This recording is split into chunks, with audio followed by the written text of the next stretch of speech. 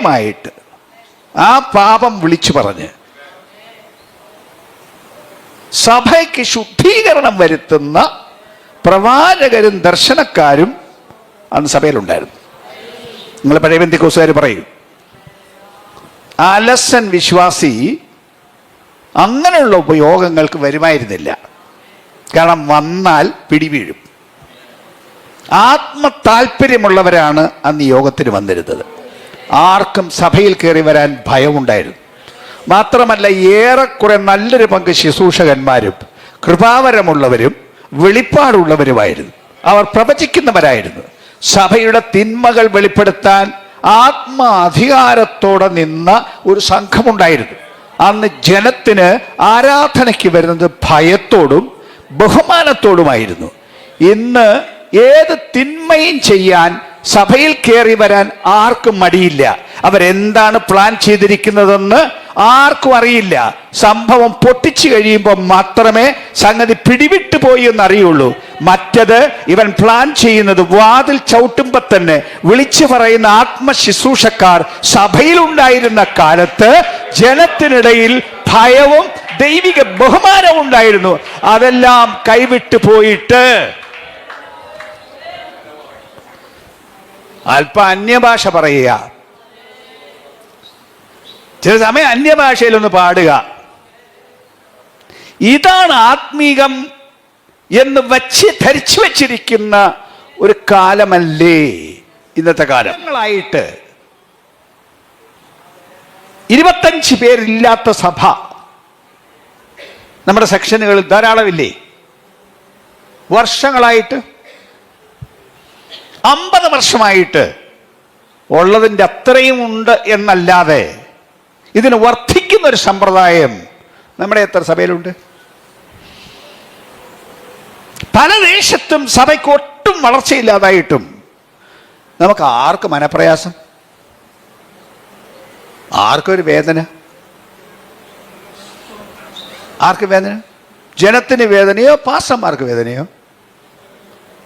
പാസ്റ്റർക്ക് അവിടുന്ന് മാറി കൂടുതൽ ആളുള്ളൊരു സഭ വേണം എന്നൊരാഗ്രഹം ഉണ്ടെന്നല്ലാതെ ആ നാട്ടിൽ ജനത്തെ രക്ഷയിലേക്ക് കൊണ്ടുവന്നൊരു സഭ പണിയണം എന്ന് നിർബന്ധമുള്ള എത്ര പാസ്റ്റർമാരുണ്ട്? സോറി, ഞാൻ പറയുന്ന കാര്യങ്ങൾ ദൈവത്തിൻ്റെ ആത്മാവിനാൽ നിർബന്ധമായി പറയേണ്ട കാര്യങ്ങളാണ്. വേറെ ആരെങ്കിലും നേടിയെടുത്ത ആത്മാക്കളുള്ളിടത്ത് പോയി പാസ്റ്ററായിരിക്കാനുള്ള ആ ഒരു നിയോഗമാണോ ശരി? അതോ എൻ്റെ ദേശത്ത് ജനം വിടുവിക്കപ്പെടണം, ജനം രക്ഷിക്കപ്പെടണം, ഇവിടെ ഒരു ദൈവപ്രവൃത്തി നടക്കണം, ഇവിടെ എനിക്ക് സഭ പണിയണം എന്ന നിയോഗത്തിൽ ആ ദർശനമുണ്ടോ? പിശാച് എല്ലാ വീട്ടിലും കയറി ഭരണം നടത്തുക. അയാളുടെ പിടിയിലാണ്. ആ പിടിയിലായിരിക്കുന്ന ആളെ വേണം വിടുവിച്ച് പുറത്തു കൊണ്ടുവരാൻ. അത് നാട്ടിൽ പാസ്റ്ററാണെന്നും പറഞ്ഞ് എന്നാലൊന്നും പിശാചിന് പേടിയൊന്നുമില്ല. അങ്ങോട്ട് കയറി ചെന്ന് അയാളെ പിടിച്ചു കെട്ടി ഒരു മൂലയ്ക്ക് ഒതുക്കി, മിണ്ടിപ്പോകരുത്, ഈ കുടുംബത്തെ രക്ഷിക്കാൻ ദൈവം എന്നെ പറഞ്ഞു വിട്ടിരിക്കുന്നു, ഈ കുടുംബത്തെ ഞാൻ കൊണ്ടുപോകും, നിന്റെ ആധിപത്യം ഞാൻ പൊട്ടിക്കും, നിന്റെ ശക്തി ഞാൻ നിർവീര്യമാക്കും എന്ന് പറയാൻ ആത്മാധികാരവും ശക്തിയും ഇല്ലാതെ ഈ ശുശ്രൂഷ അടക്കുകയില്ല. ജീസസ്. പിശാചില്ലാത്ത ഒരു നാടുമില്ല, ഭൂതങ്ങൾ വാഴാത്ത ഒരു നാടുമില്ല. ചിലയിടത്തയുടെ ശക്തി കേന്ദ്രം വലുതാണെന്ന് എനിക്കറിയാം, വേദപുസ്തകം അങ്ങനെ പറയുന്നു. ചിലത് പിശാചിന്റെ ആസ്ഥാനങ്ങളാണ്. നിന്റെ സിംഹാസനമുള്ളിടമെന്ന്, പിശാചിന്റെ സിംഹാസനമുള്ളിടമെന്ന് ഞാൻ അറിയുന്നു. അങ്ങനെയുണ്ട്. ഇന്ത്യയിൽ ഒത്തിരി ശക്തി കേന്ദ്രങ്ങളുണ്ട്. നമ്മുടെ കേരളത്തിലുണ്ട്, പത്തനംതിട്ട ജില്ലയിലുണ്ട്, ധാരാളമുണ്ട് ശക്തി കേന്ദ്രങ്ങളുടെ ഒരു പ്രധാന കേന്ദ്രമാണ് കേരളത്തിൽ പത്തനംതിട്ട ജില്ല. അങ്ങനെയാണെങ്കിൽ വസ്ത്രത്തിൽ കൂടി ദൈവശക്തി പോവില്ലേ? യേശുവിൻ്റെ വസ്ത്രത്തിൽ കൂടെ ദൈവശക്തി പോയില്ലേ? വാക്കിലൂടെ ദൈവശക്തി പോയില്ലേ? ഇന്നതില്ലെന്നോ? ഇന്നത്തെ പെന്തിക്കോസുകാരില്ലെന്ന് പറയും. ഇന്നത്തെ പെന്തിക്കോസ് കൂടിയ പെന്തിക്കോസാന്ന് നിങ്ങൾ പറയുകയും ആദിമ നൂറ്റാണ്ടിൽ സംഭവിച്ച സംഭവങ്ങളൊന്നും ഇല്ലെന്ന് പറയുകയും ചെയ്യുന്ന പെന്തിക്കോസാണോ ശരി? അതോ ആദിമ നൂറ്റാണ്ടിൽ സംഭവിച്ചത് സംഭവിക്കും എന്ന് പറയുന്നതാണോ ശരി? ആത്മാവ് സഭകളോട് പറയുന്നത് ഉണ്ട്. എന്ന് ചെവിയുള്ളവൻ കേൾക്കട്ടെ. നമുക്ക് കേൾക്കാൻ എന്താണ് ഇഷ്ടമുള്ളത് എന്നുള്ളതല്ല പ്രധാനപ്പെട്ട കാര്യം, ദൈവത്തിന് എന്താണ് പറയാൻ ഉള്ളത് എന്ന് കേൾക്കുക എന്നുള്ളതാണ് പ്രധാനം എന്ന് ഞാൻ കരുതുന്നു. അതുകൊണ്ട് എനിക്കെന്നുള്ള നിയോഗത്തിലേക്ക് ഞാൻ ഒന്ന് കടക്കുക. വെളിപ്പാട് പുസ്തകത്തിലെ ഒരു വേദഭാഗത്തെയാണ് ഞാൻ നിങ്ങളുടെ മുൻപാകെ വെക്കാനായിട്ട് താല്പര്യപ്പെടുന്നത്. വെളിപ്പാട് പുസ്തകം 3-ാമത്തെ അധ്യായം അതിൻ്റെ 14 മുതൽ ഉള്ള ചില വാക്യങ്ങളിലേക്കാണ് നിങ്ങളുടെ ശ്രദ്ധ ഞാൻ കൊണ്ടുവരാൻ ആഗ്രഹിക്കുന്നത്. 3-ാം അധ്യായത്തിൻ്റെ 14 മുതൽ 22 വരെയുള്ള വാക്യങ്ങൾ ഒരാളൊന്ന് വായിച്ചാൽ ഉപകാരമായിരിക്കും.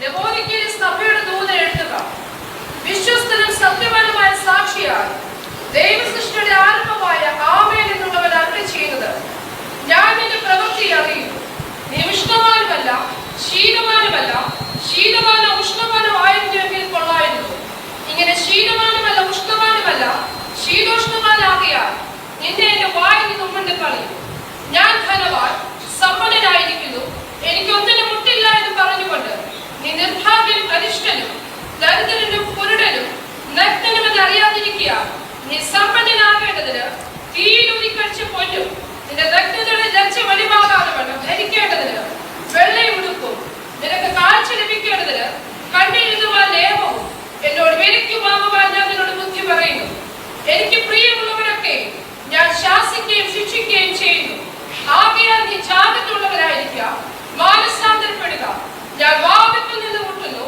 ആരെങ്കിലും എന്റെ ശബ്ദം കേട്ട് വാതിൽ തുറന്നാൽ ഞാൻ അവന്റെ അടുത്ത് ചെന്ന് അവനോടും അവൻ എന്നോട് കൂടെ അത്താഴം കഴിക്കും. ജയിക്കുന്നവന് ഞാൻ എന്നോട് കൂടെ എന്റെ സിംഹാസനത്തിൽ ഇരിപ്പാൻ വരം നൽകും.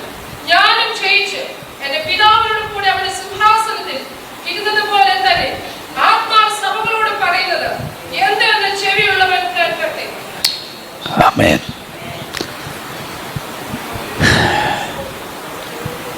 വെളിപ്പാട് പുസ്തകത്തിന്റെ ആദ്യത്തെ ഒരു 3 അധ്യായം യേശുക്രിസ്തു സഭയിൽ വരുന്നതും സഭകളോട് സംസാരിക്കുന്നതുമായ സന്ദേശങ്ങളാണ്. വെളിപ്പാട് പുസ്തകം പൊതുവെ അന്ത്യകാല സംഭവമാണ് എന്ന് പറയുന്നു, ശരിയാണ്. എന്നിരിക്കലും അതിൻ്റെ ആദ്യത്തെ 3 അധ്യായങ്ങൾ ഞാനീ പറഞ്ഞതുപോലെ യേശുക്രിസ്തു സഭയോട് പ്രത്യേകമായി സംസാരിക്കുന്ന, സഭയിൽ വന്ന് സംസാരിക്കുന്ന സന്ദേശങ്ങളാണ്. അവിടെ 7 സഭയുടെ കാര്യം പറഞ്ഞിട്ടുണ്ട്. അത് അന്നാട്ടിലുണ്ടായിരുന്ന പ്രധാനപ്പെട്ട ദൈവം തെരഞ്ഞെടുത്ത് സംസാരിക്കാൻ ആഗ്രഹിച്ച ഒരു 7 സഭകളാണ്. വേറെ സഭകളുണ്ടായിരുന്നു. എന്നാൽ അവയെ തിരഞ്ഞെടുക്കാൻ ഒരു കാരണമായിരുന്നത് ഒരു പക്ഷേ ആ ഒരു സഭയുടെ സ്വഭാവം വേറെ ഒത്തിരി സഭകൾ കാണും, എല്ലാ കാലത്തെ സഭകൾ കാണും. അപ്പം ഈ 7 സഭയോട് കാര്യം പറയുമ്പോൾ ലോകത്തിലെ എല്ലാവരോടും ഉള്ള കാര്യം അതിനകത്ത് പറയാം. അങ്ങനെ തിരഞ്ഞെടുത്ത ഒരു 7 സഭകളിൽ അവസാനത്തെ സഭയാണ് ഈ പറയുന്ന ലവോദിക്യ എന്ന പട്ടണത്തിലുണ്ടായിരുന്ന സഭ. അപ്പം ഈ സഭയിലെല്ലാം യേശു നേരിട്ടിറങ്ങി വന്നു. 1-ാം അധ്യായത്തിൽ സഭകളുടെ നടുവിൽ നിൽക്കുന്ന ക്രിസ്തുവിനെ കാണും. ആ സഭകളുടെ നടുവിൽ നിന്നുകൊണ്ട് സഭകളെക്കുറിച്ച് സംസാരിക്കുകയും പ്രധാനമായി അവിടുത്തെ മഹത്വമാണ് 1-ാം അധ്യായത്തിൽ വെളിപ്പെടുന്നത്. എന്നിട്ട് ആ ക്രിസ്തു ഓരോ സഭയിലും ചെന്ന് ആ സഭകളോട് സംസാരിക്കുന്നതാണ് 2ഉം 3ഉം അധ്യായങ്ങളിൽ കാണും. ഞാൻ പറഞ്ഞതുപോലെ അത് ഒടുവിലത്തെ സന്ദേശമാണ് ഈ വായിച്ചു കേട്ട ഈ സന്ദേശം.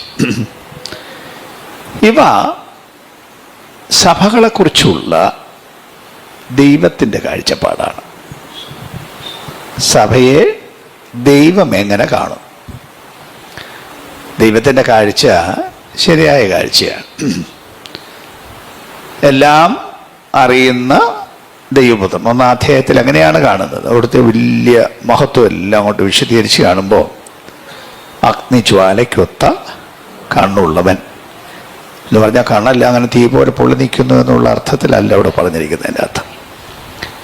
അതായത് ഇപ്പോൾ ഇന്നത്തെ ചികിത്സയിൽ തന്നെ പ്രധാനമായ സമ്പ്രദായമാണ്. ഇപ്പോൾ എന്തൊരു കാര്യത്തിന് പോയാലും ഒന്ന് എക്സ്റേ എടുക്കണം, ഇല്ലെങ്കിൽ ഒന്ന് സ്കാൻ ചെയ്യണം, എന്നിട്ടാണ് ബാക്കി കാര്യങ്ങളിലേക്കെല്ലാം പോകുന്നത്. പണ്ടത്തെ പോലെ പുറമേ ഉള്ളൊരു കാര്യം കൊണ്ട് മാത്രം ഉള്ള ചികിത്സകളല്ല നടക്കുന്നത്.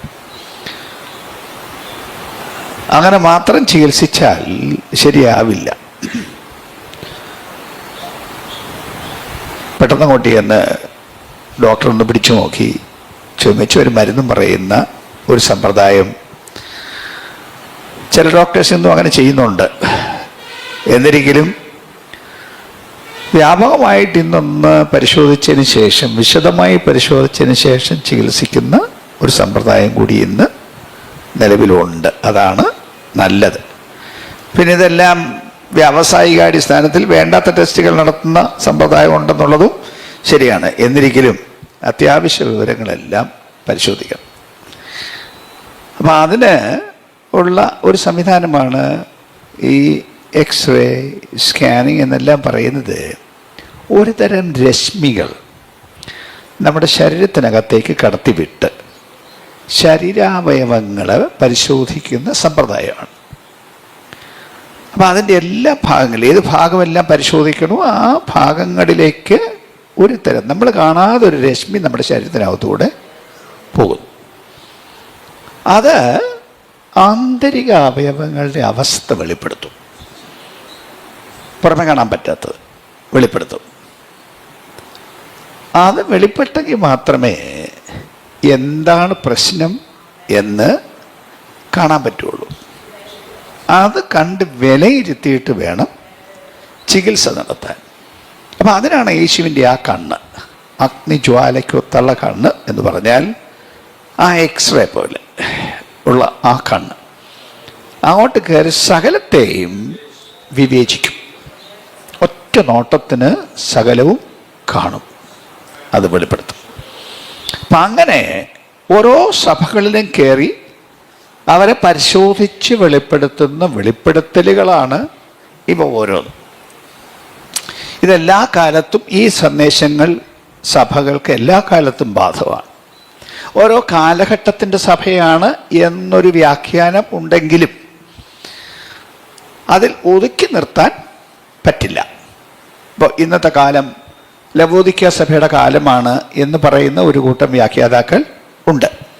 ശരിയാണ്, ലവോദിക്കയുടെ കാലമാണെന്നുള്ളത് ശരിയാണ്. പക്ഷെ അതേസമയം സ്മുർണയുടെ കാലം അനുഭവമുള്ള സഭകൾ, വ്യക്തികൾ ഇന്നും ഉണ്ട്.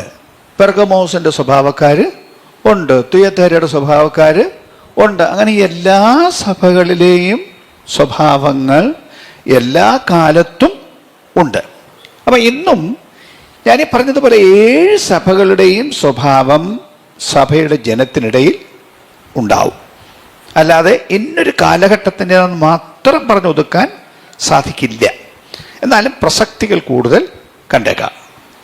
അപ്പം ഇന്ന് പറയാനുള്ള സന്ദേശം, ഇവിടെ പറഞ്ഞിരിക്കുന്ന ചില കാര്യങ്ങളാണ് എടുത്തു പറയാൻ എനിക്ക് നിയോഗമുള്ളത്. ഇവരെക്കുറിച്ച് പറയുന്ന ദൈവിക വെളിപ്പാട് ദൈവം സ്കാൻ ചെയ്തിട്ട് പറയാണ്. ആ വെളിപ്പാട് പറയുന്നത് 17-ാം വാക്യം ഒന്നുകൂടെ വായിക്കാവോ? മതി മതി മതി, എത്രയാണ് അവരുടെ പേർക്ക്? അവരുടെ ദൃഷ്ടിയിൽ, ജനത്തിൻ്റെ ദൃഷ്ടിയിൽ അവർ പറയുന്നു, ഞാൻ ധനവാൻ, സമ്പന്നൻ, എനിക്കൊന്നിനും മുട്ടില്ല. ആ പട്ടണത്തെക്കുറിച്ച് പറയുന്നത് വലിയ ധനികരായ ആളുകൾ പാർത്തിരുന്നൊരു പട്ടണമാണ് അന്ന് ലവോദിക്ക പട്ടണം.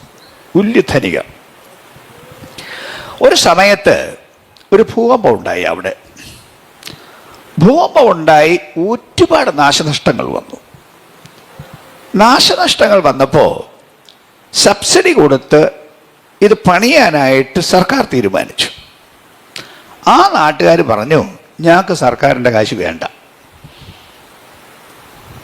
മതിലിടിഞ്ഞു പോയതാണ്, വീടിടിഞ്ഞു പോയതാണ്, വലിയ വലിയ നഷ്ടം ഉണ്ടായതാണ്. അവർ പറഞ്ഞു, നിങ്ങളുടെ കാശ് ഞങ്ങൾക്ക്, സർക്കാരിൻ്റെ കാശ് ഞങ്ങൾക്ക് വേണ്ട, ഞങ്ങൾക്ക് പണിയാൻ കഴിയും, ഞങ്ങളുടെ കയ്യിൽ കാശുണ്ട്. അങ്ങനത്തെ ഒരു കൂട്ടം സമ്പന്നരായ ആളുകൾ താമസിച്ചിരുന്ന പട്ടണമാണ് ലവോദിക്ക പട്ടണം. സഭയുടെ സ്ഥിതിയും അങ്ങനെ തന്നെ. സഭയും എന്താണ് പറയുന്നത്? ഞാൻ ധനവാൻ, ഞാൻ സമ്പന്നനാണ്, എനിക്കൊന്നിനും മുട്ടില്ല. അങ്ങനെ പറയുമ്പോൾ പറയാവുന്ന മറ്റൊരു വാക്ക് സ്വയതൃപ്തരാണവർ. സ്വയതൃപ്തരാണ്. പ്രത്യേകിച്ച് അത്യാവശ്യങ്ങളൊന്നും ഇല്ല. ഇത് ആത്മമണ്ഡലമാണ്, ഭൗമമണ്ഡലം അങ്ങനെയാണ് എന്നിരിക്കലും ദൈവം കാണുന്ന കണ്ണ് വേറൊന്നുണ്ട്. അവരുടെ കണ്ണിൽ ഒന്നുമില്ല. ഒന്നുകൂടെ പറയുന്നത്, സമ്പന്നൻ, ധനവാൻ, എനിക്കൊന്നിനും മുട്ടില്ല. സ്വയതൃപ്തി എന്നുള്ളത് സഭയിലെയും ഒരു പ്രശ്നമാണ്. ഇപ്പൊ സഭയിൽ നമ്മൾ ഈ ഉണർവും കാര്യമൊക്കെ പറയുന്നുള്ളത് ശരിയാണ്. എന്നിരിക്കലും വ്യക്തിപരമായി നമ്മളെ എടുത്തിട്ട് നമ്മളൊന്ന് പറ. സഭയ്ക്കൊരു ഉണർവ് വേണം, വ്യാപകമായിട്ടൊരു ഉണർവ് വേണം. പക്ഷെ എനിക്ക് വല്ല കുഴപ്പമുണ്ടോ? ഇല്ലല്ലോ. വേറെ ആർക്കൊക്കെയോ ഉണർവ് വേണം. ഞങ്ങളുടെ സഭയെ കുഴപ്പമില്ല, അങ്ങേ സഭയിൽ ഉണർവ് വേണം. ഇതല്ലേ വ്യാപകമായിട്ടുള്ളൊരു സ്ഥിതി? കാണുന്ന നല്ലൊരു പങ്ക് ആളുകളും തങ്ങൾ വളരെ പ്രാപ്തരാണെന്നും വളരെ കഴിവുള്ളവരാണെന്നും ശക്തരാണെന്നും വിശ്വസിക്കുന്ന, ചിന്തിക്കുന്ന ഒരു സംഘമാണ് ഞാൻ കാണുന്നത്. തനിക്കൊരു കുറവുണ്ട്, ഒരു പോരായ്മയുണ്ട് എന്ന് പറഞ്ഞ് അത് പരിഹരിക്കാനായി വരുന്ന എന്തുമാത്രം ആളുകളെ നമ്മളന്ന് കാണും. ഓരോ മണ്ഡലം എടുത്ത് നോക്കിയാലും, നേതാക്കന്മാരുടെ മണ്ഡലം പറഞ്ഞാൽ ഒരു പ്രസ്ബിറ്റർ പറയും തൻ്റെ കാലത്താണ് എല്ലാം നല്ല പോലെ പോകുന്നത്, നേരത്തെ ഇരുന്നവരാരും ഒന്നും ചെയ്തില്ല. പാസ്റ്റർമാർ തന്നെ പറയും നേരത്തെ ഇരുന്നവരെല്ലാം നശിപ്പിച്ചു, ഞാൻ വന്നിപ്പോൾ ഇതൊന്ന് പണിഞ്ഞു വരികയാണ്.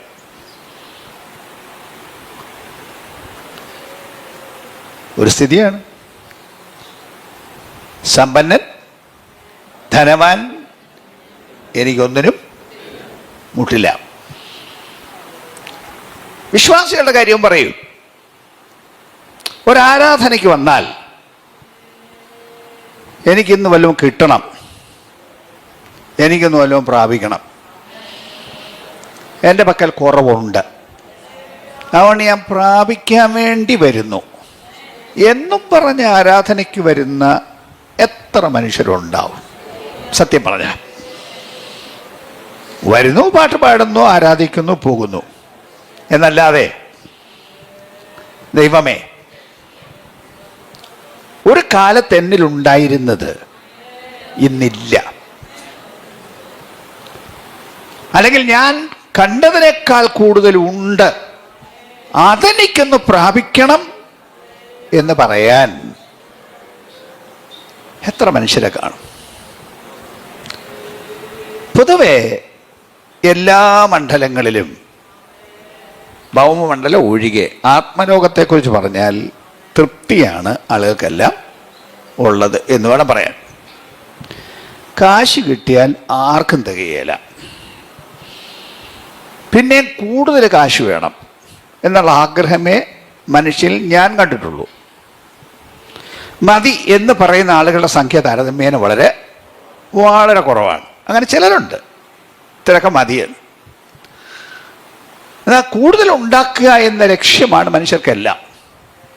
നല്ലപോലെ കാശുണ്ട്, ഒരു കമ്പനി തുടങ്ങിയാൽ അതുകൊണ്ട് നിർത്തില്ല, അത് പുരോഗമിച്ചാൽ അടുത്ത കമ്പനി തുടങ്ങണം, അത് കഴിഞ്ഞാൽ അടുത്തത് തുടങ്ങണം, 10 ആവണം, 15 ആവണം. അങ്ങനെ കാശുണ്ടാക്കാനുള്ള ലക്ഷ്യം മനുഷ്യർക്കെല്ലാം വ്യാപകമാണ്.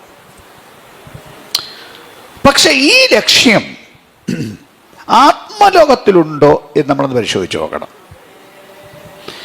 കത്തോലിക്ക സഭയെ നോക്കിയാൽ അവർ പറയും ഞങ്ങളാണ് സത്യസഭ. സ്വർഗത്തിൽ പോണോ? കത്തോലിക്ക സഭ ചേരണം, അല്ലാതെ സ്വർഗത്തിൽ പോകാൻ്റെ മാർഗം ഇല്ല. അതാണ് കത്തോലിക്ക സഭയുടെ വിശ്വാസം.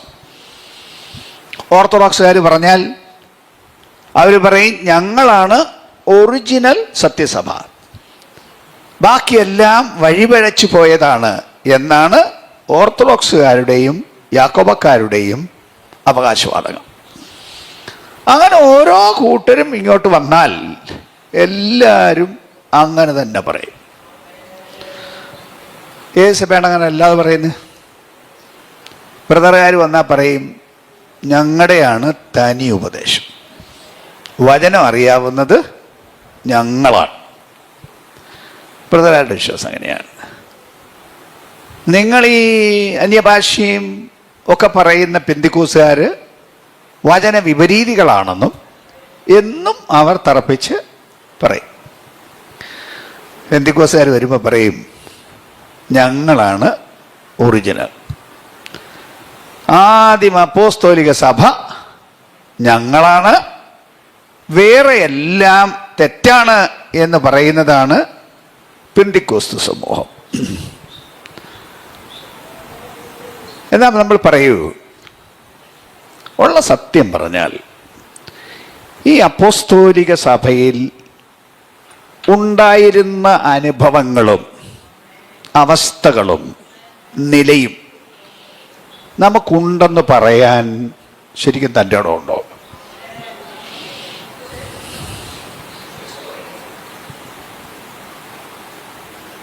പെന്തിക്കോസ് കുറഞ്ഞാണെന്ന് ഞാൻ പറയല്ല, ഞാൻ പെന്തിക്കോസുകാരനാണല്ലോ, പെന്തിക്കോസിൻ്റെ നേതാവുമാണല്ലോ. എങ്കിലും ഇതിനെ ദൈവം കാണുന്നത് പോലെ നമ്മളത് കാണണമല്ലോ. നമ്മൾ കാണുന്നത് പോലെയോ നമ്മുടെ പ്രസ്ഥാനത്തിൻ്റെ അന്തസ്സ് നിലനിർത്താൻ കാണുന്നത് പോലെയോ കണ്ടാൽ പോരാല്ലോ. മുമ്പ് ഇവിടെ പ്രസ്ബിറ്റർ പറഞ്ഞതുപോലെ ഒരു കാലത്തുണ്ടായിരുന്ന, ഇല്ല നമ്മുടെ കാലത്തിൻ്റെ കുറച്ച് മുമ്പ് ഈ പെന്തിക്കോസ്ത് പ്രസ്ഥാനം തുടങ്ങിയപ്പോഴുണ്ടായിരുന്ന ആത്മാനുഭവങ്ങളോ അവസ്ഥകളോ ഇന്നത്തെ സഭയ്ക്കുണ്ട് എന്ന് പറയാവോ? നിങ്ങൾ സമ്മതിക്കില്ലെന്നറിയില്ല. അന്നത്തെ കാലത്ത് കൂടെ കാത്തിരിപ്പ് യോഗങ്ങളുണ്ടായിരുന്നു. എല്ലാ ആഴ്ചയിലും സഭയിൽ കാത്തിരിപ്പ് യോഗം ഉണ്ടായിരുന്നാണ് എൻ്റെ ബാല്യത്തിലെ എൻ്റെ ഓർമ്മ. ഞാൻ പെന്തിക്കോസ്ത് ജനിച്ചു വളർന്ന ആളാണ്. പ്രവാചകരുണ്ടായിരുന്നു. പ്രവാചകർ നിനക്ക് നന്മ വരും എന്ന് പ്രവചിച്ച് അനുഗ്രഹം പറഞ്ഞ പ്രവാചകരായിരുന്നില്ല അന്നുണ്ടായിരുന്ന പ്രവാചകർ. ഇന്നത്തെ പ്രവചനവും അന്നത്തെ പ്രവചനവും തമ്മിൽ വലിയ സാമ്യം ഞാൻ കാണുന്നില്ല. പാപം ചെയ്തിട്ട് വന്നാൽ കൃത്യമായിട്ട് ആ പാപം വിളിച്ചു പറഞ്ഞ് സഭയ്ക്ക് ശുദ്ധീകരണം വരുത്തുന്ന പ്രവാചകരും ദർശനക്കാരും അന്ന് സഭയിലുണ്ടായിരുന്നു. നിങ്ങൾ പഴയ പെന്തിക്കോസുകാർ പറയും അലസൻ വിശ്വാസി അങ്ങനെയുള്ള ഉപയോഗങ്ങൾക്ക് വരുമായിരുന്നില്ല. കാരണം വന്നാൽ പിടിവീഴും. ആത്മതാല്പര്യമുള്ളവരാണ് അന്ന് യോഗത്തിന് വന്നിരുന്നത്. ആർക്കും സഭയിൽ കയറി വരാൻ ഭയമുണ്ടായിരുന്നു. മാത്രമല്ല ഏറെക്കുറെ നല്ലൊരു പങ്ക് ശുശ്രൂഷകന്മാരും കൃപാവരമുള്ളവരും വെളിപ്പാടുള്ളവരുമായിരുന്നു. അവർ പ്രവചിക്കുന്നവരായിരുന്നു. സഭയുടെ തിന്മകൾ വെളിപ്പെടുത്താൻ ആത്മാധികാരത്തോടെ നിന്ന ഒരു സംഘമുണ്ടായിരുന്നു. അന്ന് ജനത്തിന് ആരാധനയ്ക്ക് വരുന്നത് ഭയത്തോടും ബഹുമാനത്തോടുമായിരുന്നു. ഇന്ന് ഏത് തിന്മയും ചെയ്യാൻ സഭയിൽ കയറി വരാൻ ആർക്കും മടിയില്ല. അവരെന്താണ് പ്ലാൻ ചെയ്തിരിക്കുന്നതെന്ന് ആർക്കും അറിയില്ല.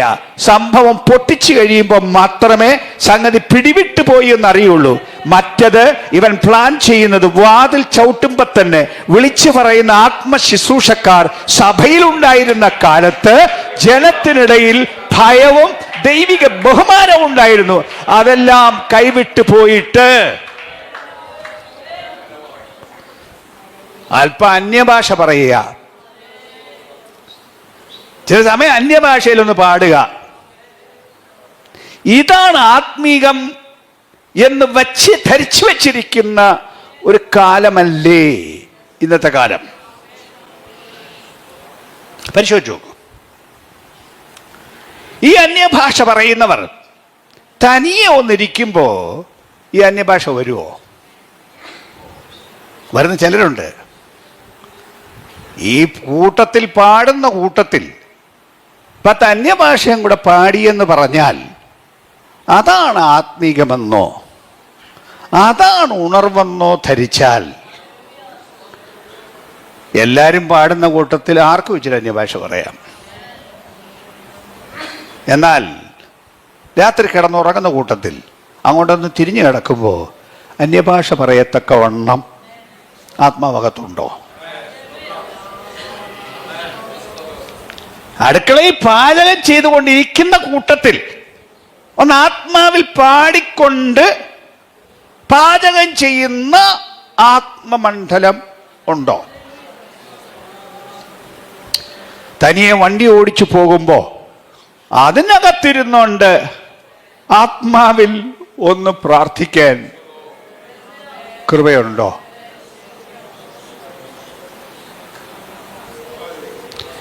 ഇതിനകത്തുനിന്ന് പൊങ്ങി വരുമോ? അതുണ്ടെങ്കിൽ അതിന് മൂല്യമുണ്ട്. മൂല്യമുണ്ട്. ഞാൻ അന്യഭാഷയെ വില കുറച്ച് കാണിക്കുകയാണ് എന്ന് ധരിക്കരുത്. പൗലോസ് അപ്പോസ്തലൻ അന്യഭാഷയ്ക്ക് നിയന്ത്രണങ്ങൾ ഏർപ്പെടുത്തി. 1 കൊരിന്ത്യർ 14-ാം അധ്യായത്തിൽ കുറേ കാര്യങ്ങൾ നിയന്ത്രണങ്ങളായി അന്യഭാഷയെക്കുറിച്ച് പറഞ്ഞു. പൗലോസ് അപ്പോസ്തലൻ പറഞ്ഞു, നിങ്ങൾ പള്ളിയിൽ വരുന്നു, നിങ്ങൾ എല്ലാവരും അന്യഭാഷ പറയുന്നു. അവിശ്വാസിയോ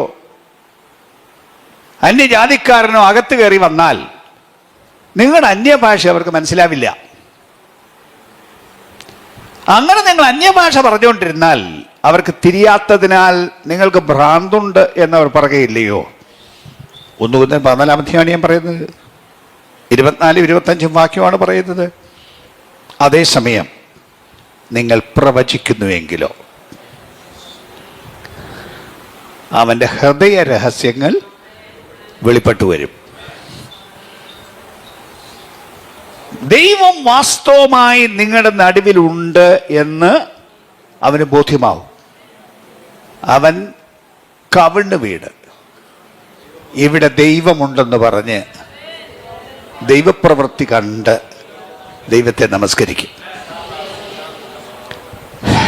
നമ്മളിൽ അന്യഭാഷ വേണ്ടെന്ന് പറയുന്നത് ധരിക്കരുത്. ഞാൻ അന്യഭാഷ പറയുന്നവൻ, ധാരാളം അന്യഭാഷ പറയുന്നത്. പൗലോസ് പറയുന്നത് പോലെ ഒരു പക്ഷേ പലരെക്കാളും കൂടുതൽ അത് ചെയ്യുന്ന ഒരാളായിരിക്കാം ഞാൻ. അങ്ങനെ സ്വയപ്രശംസയ്ക്ക് വേണ്ടി പറയല്ല. ദിവസങ്ങൾ അന്യഭാഷ പറഞ്ഞ് ഞങ്ങൾ സഞ്ചരിക്കാറുണ്ട്. നേരം വിളക്കുമ്പോൾ തുടങ്ങുന്ന അന്യഭാഷ രാത്രി കിടക്കാൻ പോകുന്നത് വരെ അന്യഭാഷ പറയുന്ന ദിവസങ്ങളുണ്ട്. അങ്ങനെ പ്രത്യേക ശുശ്രൂഷയ്ക്ക് പോകുന്ന സമയങ്ങളുണ്ട്. അപ്പം അതിനൊന്നും ഞാൻ വില കുറച്ച് കാണിക്കുകയല്ല.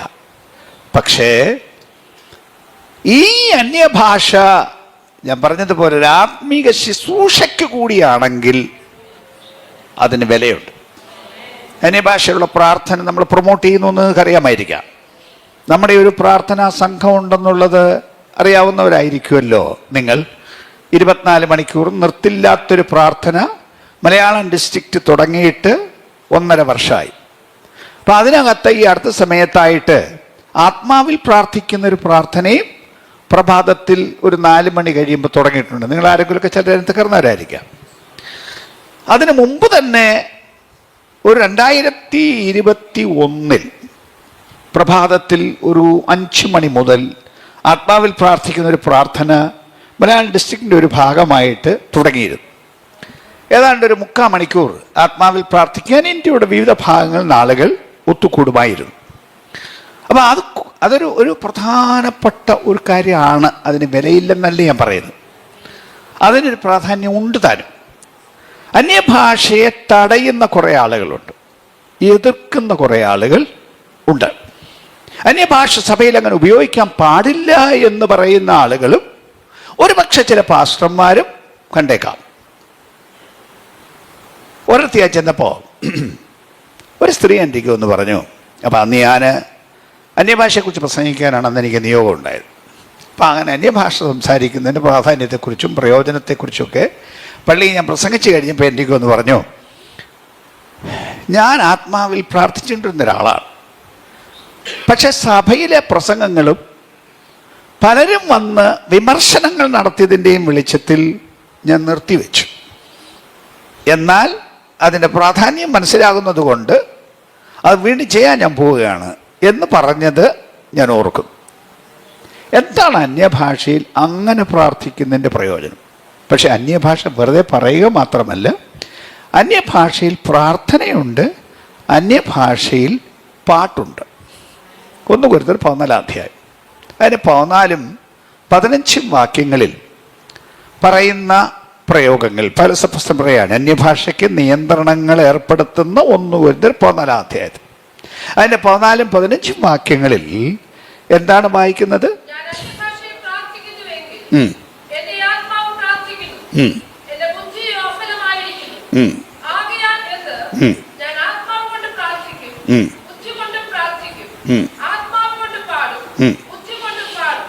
റൈറ്റ്. അപ്പൊ അവിടെ പൗലോസ് പറയാണ്,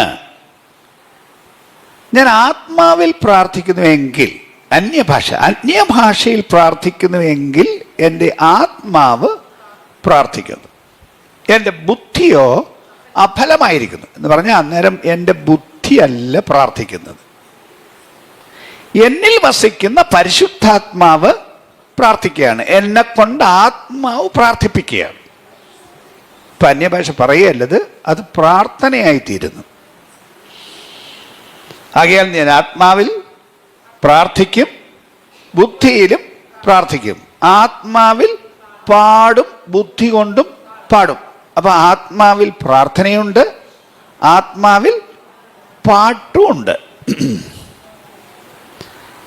അങ്ങനെ ചെയ്താൽ എൻ്റെ ബുദ്ധി അഫലമാണ്, എൻ്റെ ആത്മാവാണ് അന്നേരം പ്രാർത്ഥിക്കുന്നത്. ആ പ്രാർത്ഥനയുടെ പ്രയോജനം റോമൻ 8 അധ്യായത്തിൻ്റെ 26 വാക്യത്തിൽ പറയുന്നുണ്ട്. അവിടെ പറഞ്ഞ വേണ്ടും പോലെ പ്രാർത്ഥിക്കേണ്ടത് എന്തെന്ന് നാം അറിയുന്നില്ലല്ലോ, ആത്മാവ് തന്നെ ഉച്ചരിച്ചുകൂടാത്ത ഞരക്കങ്ങളാൽ വിശുദ്ധർക്ക് വേണ്ടി പക്ഷപാതം ചെയ്യും. ആത്മാവ് തന്നെ പക്ഷപാതം ചെയ്യും. പറഞ്ഞതിൻ്റെ അർത്ഥം, ഇപ്പം നമ്മൾ പ്രാർത്ഥിക്കുന്ന സാധാരണ നമ്മുടെ ബുദ്ധി കൊണ്ട് പ്രാർത്ഥിക്കുന്നു. ബുദ്ധി കൊണ്ട് പ്രാർത്ഥിക്കുന്നു എന്ന് പറഞ്ഞാൽ നമുക്കറിയാവുന്ന ആവശ്യങ്ങളെക്കുറിച്ചാണ് നമ്മൾ പ്രാർത്ഥിക്കുന്നത്. എന്തൊക്കെയോ ആവശ്യങ്ങൾ നമുക്കറിയാം, അതിനെക്കുറിച്ച് നമ്മൾ പ്രാർത്ഥിക്കുന്നു. നമ്മുടെ പ്രാർത്ഥന സ്വല്പം കഴിയുമ്പോൾ തീർന്നു പോവില്ലേ? നമ്മുടെ മനസ്സിൽ നിന്ന കാര്യമെല്ലാം പ്രാർത്ഥിച്ചു കഴിഞ്ഞു, പ്രാർത്ഥന തീർന്നു. അപ്പം നമുക്കറിയാവുന്ന കാര്യങ്ങൾക്ക് വേണ്ടി പ്രാർത്ഥിച്ചു. എല്ലാ കാര്യങ്ങളും നമുക്കറിയാവോ എന്ന് പറഞ്ഞാൽ, ഇപ്പം നിങ്ങളുടെ ശരീരസ്ഥിതി തന്നെ നിങ്ങൾക്കറിയാവോ? അറിയാമെന്ന് തോന്നിയാലും നിങ്ങൾക്കൊരു രോഗമുണ്ട്, അതിൻ്റെ വേദന തോന്നുമ്പോൾ അതിൻ്റെ സൗഖ്യത്തിന് വേണ്ടി പ്രാർത്ഥിക്കും. ഉദാഹരണത്തിന്, കഴിഞ്ഞ ദിവസം ഇന്നലെ രാത്രി ഒരു വീട്ടിൽ പോയി ഞാൻ. അപ്പോൾ ഒരു മനുഷ്യൻ 56-ാമത്തെ വയസ്സ് മരിച്ചുപോയി, ക്യാൻസറായിരുന്നു. അപ്പോൾ അവരെന്നോട് പറയാണ്, 8 മാസമേ ആയുള്ളൂ രോഗം കണ്ടെത്തിയിട്ട്, പക്ഷേ രോഗം കണ്ടെത്തിയപ്പോഴത്തേക്ക് 4th സ്റ്റേജ് ആയിപ്പോയി. പറഞ്ഞതിൻ്റെ അർത്ഥം മാനുഷിക ഭാഷയിൽ പറഞ്ഞാൽ ചികിത്സിച്ച് ഭേദമാക്കാൻ കഴിയുന്ന സ്ഥിതി കഴിഞ്ഞുപോയി. അപ്പോൾ പിന്നെ ചികിത്സിച്ചാൽ വേദന കുറയ്ക്കാമെന്നല്ലാതെ പ്രത്യേകിച്ച് ഒന്നുമില്ല. അപ്പം നമുക്ക് നമ്മുടെ പ്രശ്നങ്ങൾ പോലും ഒരു വേദനയായി തോന്നുമ്പോഴേ നമുക്ക് പ്രാർത്ഥിക്കാൻ പറ്റുള്ളൂ. ബുദ്ധി കൊണ്ട് പ്രാർത്ഥിച്ചാൽ, ആത്മാവ് കൊണ്ട് പ്രാർത്ഥിച്ചാൽ, ഇത് തുടങ്ങുന്നതിന് മുമ്പ് ആത്മാവ് പ്രാർത്ഥിച്ചൂടെ? ചില രോഗങ്ങളോ കഷ്ടങ്ങളോ വരുത്താൻ പിശാച് പ്ലാൻ ചെയ്യുന്ന സമയമുണ്ടെന്നറിയാമോ? നിങ്ങൾക്കൊരു നാശം വരുത്താൻ പിശാച് ഇച്ഛിക്കുന്ന സമയങ്ങളുണ്ടെന്നറിയാമോ? അങ്ങനെ അത് പ്ലാൻ ചെയ്യുമ്പോൾ ദൈവം തൻ്റെ ആത്മാവിനാൽ ഈ ആത്മമണ്ഡലത്തിൽ ജീവിക്കുന്നവർക്ക് പ്രേരണ കൊടുക്കും. ചില അനുഭവിച്ചിട്ടുണ്ടാവാം. ഇരിക്കുന്ന ഇരിപ്പിൽ ഒന്ന് പ്രാർത്ഥിക്കണം എന്ന് തോന്നുന്നവരുണ്ടോ? അങ്ങനെ ഇരിക്കുമ്പോൾ പെട്ടെന്നൊരു പ്രേരണ. ആ പ്രേരണ തോന്നുന്നവർ അന്നേരം പ്രാർത്ഥിക്കണം. അല്ലാതെ വൈകിട്ട് കുടുംബ പ്രാർത്ഥനയ്ക്ക് ഇരിക്കുമ്പോഴല്ല പ്രാർത്ഥിക്കേണ്ടത്. 2 ദിവസം കഴിഞ്ഞ്, അല്ലെ ഒരാഴ്ച കഴിഞ്ഞ് ഉപവസിച്ച് പ്രാർത്ഥിക്കല്ലേ വേണ്ടത്. അപ്പം കാരണം എന്തോ ഒരു തകരാറ് എവിടെയോ വരുത്താൻ ശത്രു പ്ലാൻ ചെയ്യുമ്പോൾ അപ്പോഴാണ് ആത്മാവ് ഇത് പറയുമ്പോൾ ആ സെക്കൻഡിൽ, പിന്നത്തേക്ക് മാറ്റി വെക്കാതെ ആ സെക്കൻഡിൽ, ഒരു ദീർഘമായ പ്രാർത്ഥനയായിരിക്കില്ല, അരമണിക്കൂർ പ്രാർത്ഥനയായിരിക്കില്ല, മേ ബി 2 മിനിറ്റ് ആയിരിക്കാം, 3 മിനിറ്റ് ആയിരിക്കാം, ചിലപ്പോൾ പാചകം ചെയ്യുന്നതുകൊണ്ടേക്ക് ഇടയ്ക്കായിരിക്കാം. അങ്ങനെ പറഞ്ഞാൽ അന്നത്തെ പാചകം തീർത്ത ശേഷം പോയി പ്രാർത്ഥിക്കാനല്ല, അപ്പോൾ തന്നെ അതൊന്ന് സിമ്മിലിട്ടും വെച്ച് 1 സെക്കൻഡ് ഓടിപ്പോയി ഒന്ന് മുട്ടുകുത്തി ആത്മാവിൽ പ്രാർത്ഥിച്ചാൽ പിശാച് പ്ലാൻ ചെയ്തത് മുഴുവൻ നിർവീര്യമാക്കി കളയുന്ന ആത്മമണ്ഡലം ഉണ്ടാകും അവിടെ. സ്തോത്രം. ഒരുപക്ഷെ പുറത്തുപോയ ആളിനൊരു വാഹനാപകടം വരുത്താൻ പിശാച് പ്ലാൻ ചെയ്യുന്ന സമയമായിരിക്കാം. അപ്പോഴായിരിക്കാം വീട്ടിൽ നിങ്ങളോട് പ്രാർത്ഥിക്കാൻ പറഞ്ഞത്. അരമണിക്കൂർ കഴിഞ്ഞാൽ അപകടം നടന്നു കഴിഞ്ഞിരിക്കും. എന്നാൽ പറയുന്ന സമയത്ത് ദൈവത്തിൻ്റെ ആത്മാവിന് നിയോഗമുള്ളവർ ആത്മാവിൽ പ്രാർത്ഥിച്ചാൽ ആ പ്ലാൻ ചെയ്തതിനെ അപ്പോൾ തന്നെ നിർവീര്യമാക്കി കളയാൻ കഴിയുന്ന മണ്ഡലം ഉണ്ട്. അതുകൊണ്ട് ആത്മാവിന്റെ പ്രാർത്ഥന വേണ്ട എന്നല്ല ഞാൻ പറഞ്ഞത്, ആ മണ്ഡലത്തിൽ പോകണം. ജീസസ് അവളുടെ പ്രാർത്ഥനയ്ക്ക് വലിയ ശക്തി ഞാൻ കണ്ടിട്ടുണ്ട്, വലിയ ശക്തി. ജീസസ് രഹസ്യ. അനേക ദേശങ്ങൾക്ക് സഭയ്ക്ക് വളർച്ചയില്ലല്ലോ. മിക്ക സഭകൾക്കും വളർച്ചയില്ലല്ലോ. ഉള്ളതല്ലേ ഉള്ളൂ. ആദിമ സഭയ്ക്കുണ്ടായ വളർച്ച നമ്മുടെ സഭാമണ്ഡലത്തിലുണ്ടോ? 1-ാം നൂറ്റാണ്ടിൽ സംഭവിച്ചതുപോലെ അങ്ങനെ ആളിടിച്ചു കയറുന്നൊരു സമ്പ്രദായം നമ്മുടെ സഭയ്ക്കുണ്ടോ? ഇല്ലല്ലോ. കാലങ്ങളായിട്ട് 25 പേരില്ലാത്ത സഭ നമ്മുടെ സെക്ഷനുകളിൽ ധാരാളമില്ലേ? വർഷങ്ങളായിട്ട്, 50 വർഷമായിട്ട് ഉള്ളതിൻ്റെ അത്രയും ഉണ്ട് എന്നല്ലാതെ ഇതിന് വർദ്ധിക്കുന്ന ഒരു സമ്പ്രദായം നമ്മുടെ എത്ര സഭയിലുണ്ട്? പല ദേശത്തും സഭയ്ക്ക് ഒട്ടും വളർച്ചയില്ലാതായിട്ടും നമുക്ക് ആർക്ക് മനപ്രയാസം, ആർക്കൊരു വേദന? ആർക്ക് വേദന? ജനത്തിന് വേദനയോ പാസ്റ്റർമാർക്ക് വേദനയോ?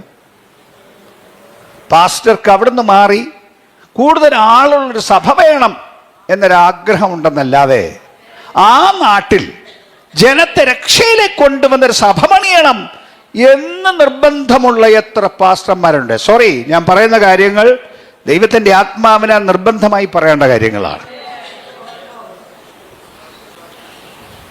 വേറെ ആരെങ്കിലും നേടിയെടുത്ത ആത്മാക്കളുള്ളിടത്ത് പോയി പാസ്റ്ററായിരിക്കാനുള്ള ആ ഒരു നിയോഗമാണോ ശരി?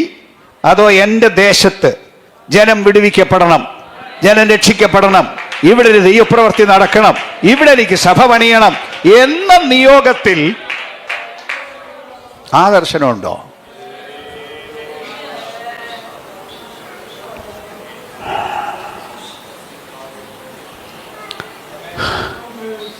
ദേശങ്ങൾ എളുപ്പമല്ല. ദേശത്ത് ആത്മാക്കളെ രക്ഷിക്കുന്നത് ഒരു നിസ്സാര കാര്യമല്ല. ആത്മാക്കളെ രക്ഷിക്കണോ? ഈ പുസ്തകത്തിന്റെ ഭാഷയിൽ ഞാൻ പറഞ്ഞാൽ, ബലവാനെ പിടിച്ചു കെട്ടിയിട്ടല്ലാതെ അവനെ വീട്ടിൽ കിടന്ന് അവന്റെ കോപ്പ് കവർന്ന് കളവാൻ കഴിയില്ല എന്നാണ് യേശു പറഞ്ഞത്. അർത്ഥം എന്താണെന്നറിയോ? പിശാച് എല്ലാ വീട്ടിലും കയറി ഭരണം നടത്തുക, അയാളുടെ പിടിയിലാണ്.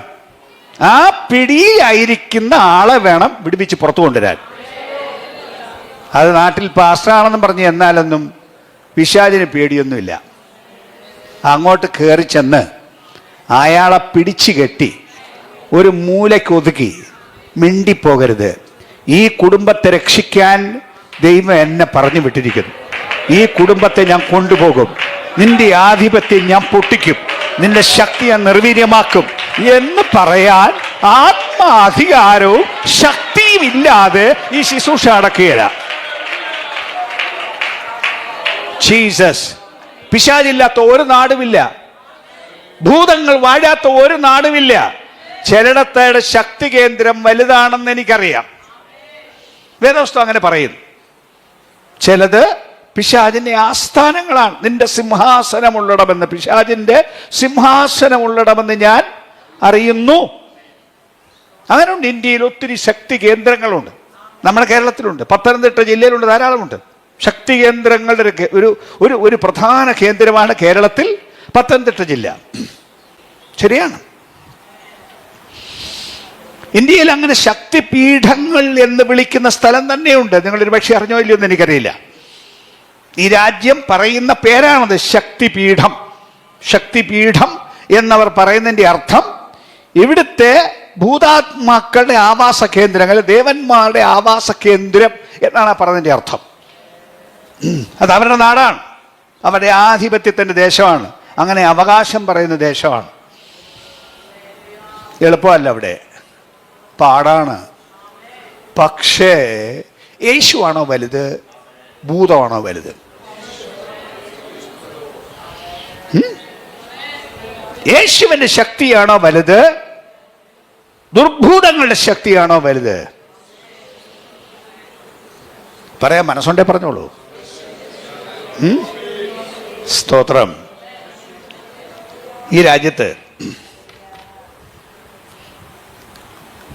വലിയ ശക്തിപീഠങ്ങളുടെ നടുവിൽ ആയിരക്കണക്കിന് ജനം കൂടി വരുന്ന കൂട്ടങ്ങൾ ഇന്ന് ഉണ്ട് ഈ ഇന്ത്യയിൽ.